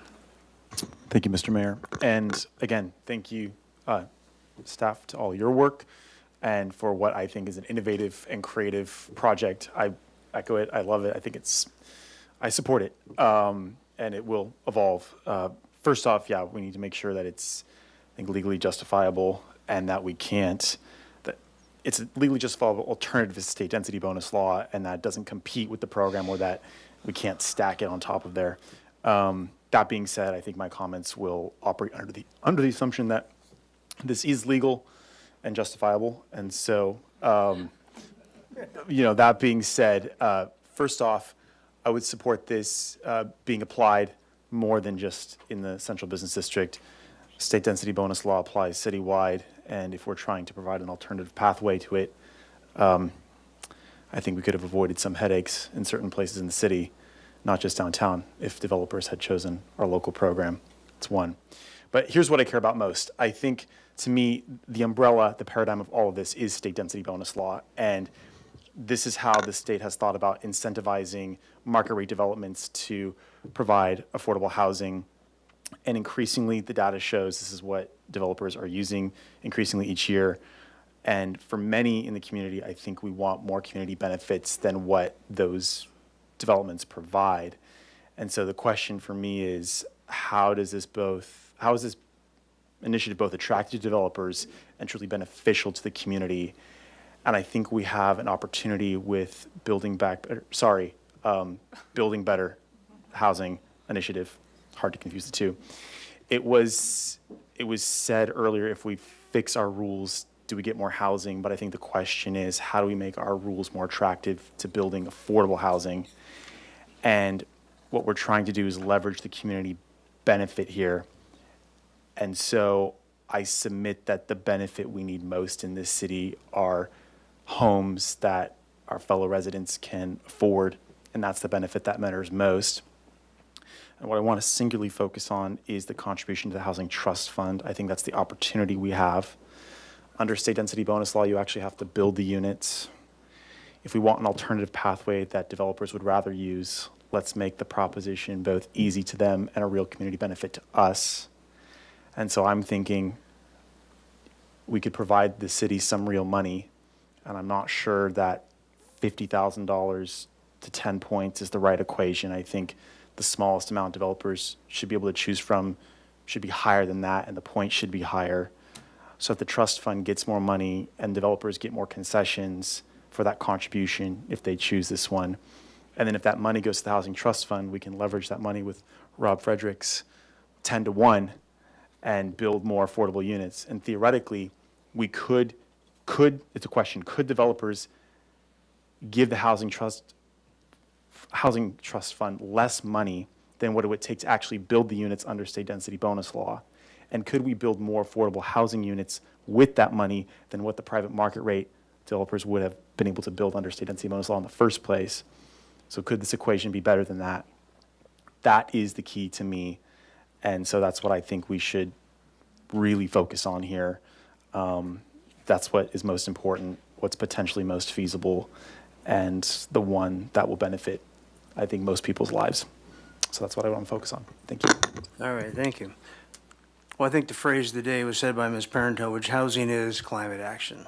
And whatever we need to do to produce housing is probably the most important thing. And the more granular we get in our rules and regulations, the harder it becomes to actually produce housing. This is a relatively built-out town, and there isn't a lot of there when it comes to acreage. There's some adaptive reuse that can be done, there's some remodeling and building can be done, and there's some vacant city property that we could potentially leverage at some point in time. But the actual complexities, every time we make another complexity, we put another barrier up to actually getting where we want to go. So when we do these things, we have to remember that people aren't doing it just for their health. They're doing it because they actually would like to make a return on their investment. And that has to be in the equation. We can sit there and noodle this all day long. This is the soup that there's, 15 cooks in the kitchen, and man, it really came out salty once again. What happened? Well, we all put our stuff in there. So, but it can't be, these things have got to be understandable, and this is why I asked about the documents earlier, where we can have a template that can go to people that are land use agents, people who are agents that are dealing with clients that may want to develop housing, and what would it take to be that. But it can't, if it's going to look like a set of instructions to that IKEA bedroom furniture you brought home and always missing 3 of the screws, then we're going to end up where we are. We've been for years. I mean, we've chased this around for a long, long time. But the big things that I want to say is, number one, like you said, housing is in fact what our most ecological thing we can do is develop more opportunities for people to live, number one. But number two is the customer service, and that goes back to, I had a meeting with our ombudsman and Tess this morning about just that on different levels, but that whole thing about making the building department not that place where you come to abandon all hope. It's a place where you come to actually get solutions to get to the next step, and I think you guys are on the right path, absolutely. So I'm completely supportive of your efforts, and I think this is a great start. Ms. McAdoo is going to give us a little instruction about how to handle the second part of this item. I hope. We're going to see. So I think, the recommendation is, obviously receiving the report on the pathways to yes, and then initiating the zoning ordinance amendment. I didn't hear from anyone here that you wanted us to stop working on this effort. There's obviously a lot more work that needs to go into it. So I don't know that a formal vote or anything like that is necessary unless there's some strong objection. We'll take all this feedback, which I just first want to take a step back and say thank you to the team, Ms. Parento, Ms. DeBusk, Mr. DeMore, who's on vacation this week, Ms. Harris, Ms. Mamulski, a huge staff team that has been working on this. And, when I got here 2 years ago, all I've heard about for the last 2 years is fix the permitting process, fix it. And I am so grateful that I have a team that really sort of took that and took the charge from me to say, hey, we need to do something different and creative, and have come up with some really innovative ideas. And I think, as I think someone mentioned, like really being a leader on this throughout the state. And I really want to be seen, have Santa Barbara be seen for that, in doing a way that respects who we are as a community while also getting needed housing built. And so I think that's where we've come at this from. So I just want to give huge kudos to the staff team.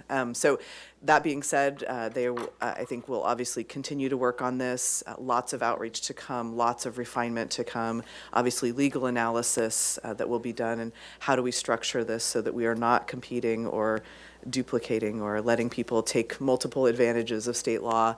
And then I think that's where we are for this item. And I just really appreciate all the feedback, incredibly thoughtful comments, and helpful as we move forward.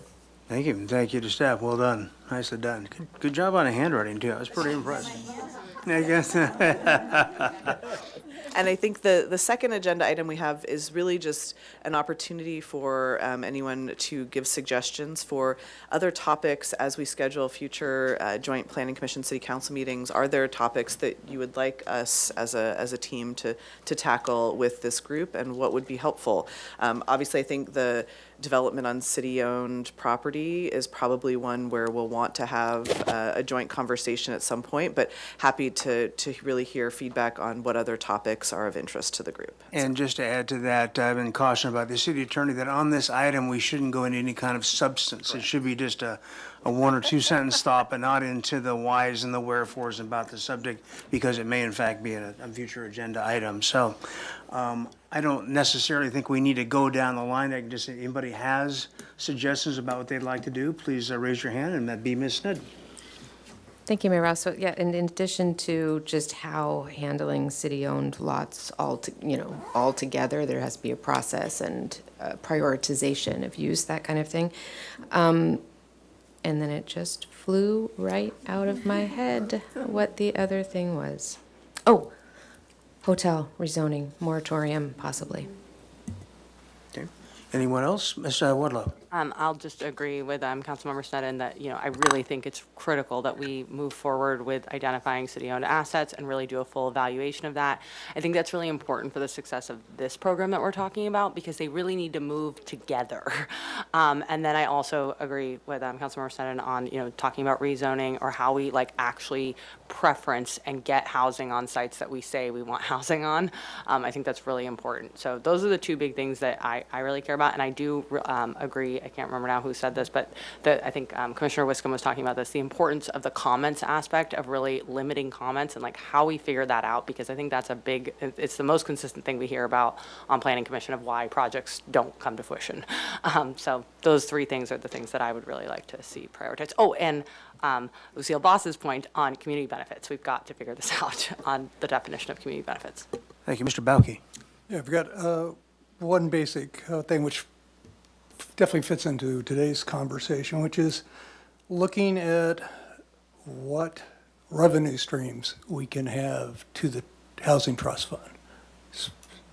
I'm specifically thinking of value capture, because the things we're talking about today could lead to significant changes in the real estate baseline value of our community. And this would be a way to take that money, put it into the pot, and leverage that and get more affordable housing that way. So, thank you.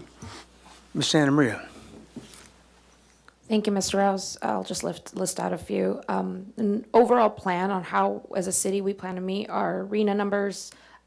Second, identifying a funding source for local housing trust fund. Also, second, getting together to discuss the plan for our city-owned lots, the former police station, all that. Definitely also second, Mayor Pro Tem Sneddon's potential hotel moratorium, and then also a vacancy tax for behavioral change, or a potential for that. Thank you. Thank you. Mr. Friedman? In addition to those, the one I have would be economic development strategies in the future, so we can figure out how to broaden our economic base here for everything. Anybody else? Ms. Wiscombe? Well, based on Councilmember Friedman's comment, I think that exploring, which we did several years ago, quite a few years ago, I think it was right when COVID hit, the blue economy.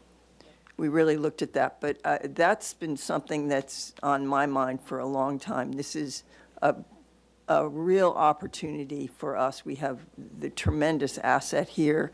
We can make it bigger. I know that they're working with City College now on some things, but I think that if we can get the community more behind it and get the city staff more behind it, and we can really start to make it a big effort. So I'll stop there.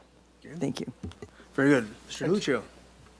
Yeah, I think economic development is so key. I mean, that would make such a difference, I think, in what we're doing to help push these programs through. So that's very, very critical. And also, I would say defining community benefits better. That's key to me also. I've been on this commission a few years now, and I'm still trying to get my hands around it. So, and then the other thing is, I know that there's so many state laws are changing now. They keep coming down, and is there any way that maybe we can, I don't know if it's getting together as a joint session, but to understand them better and, how we can streamline them. And, and I'm even trying to get my hands around what we have right now. I mean, so I know.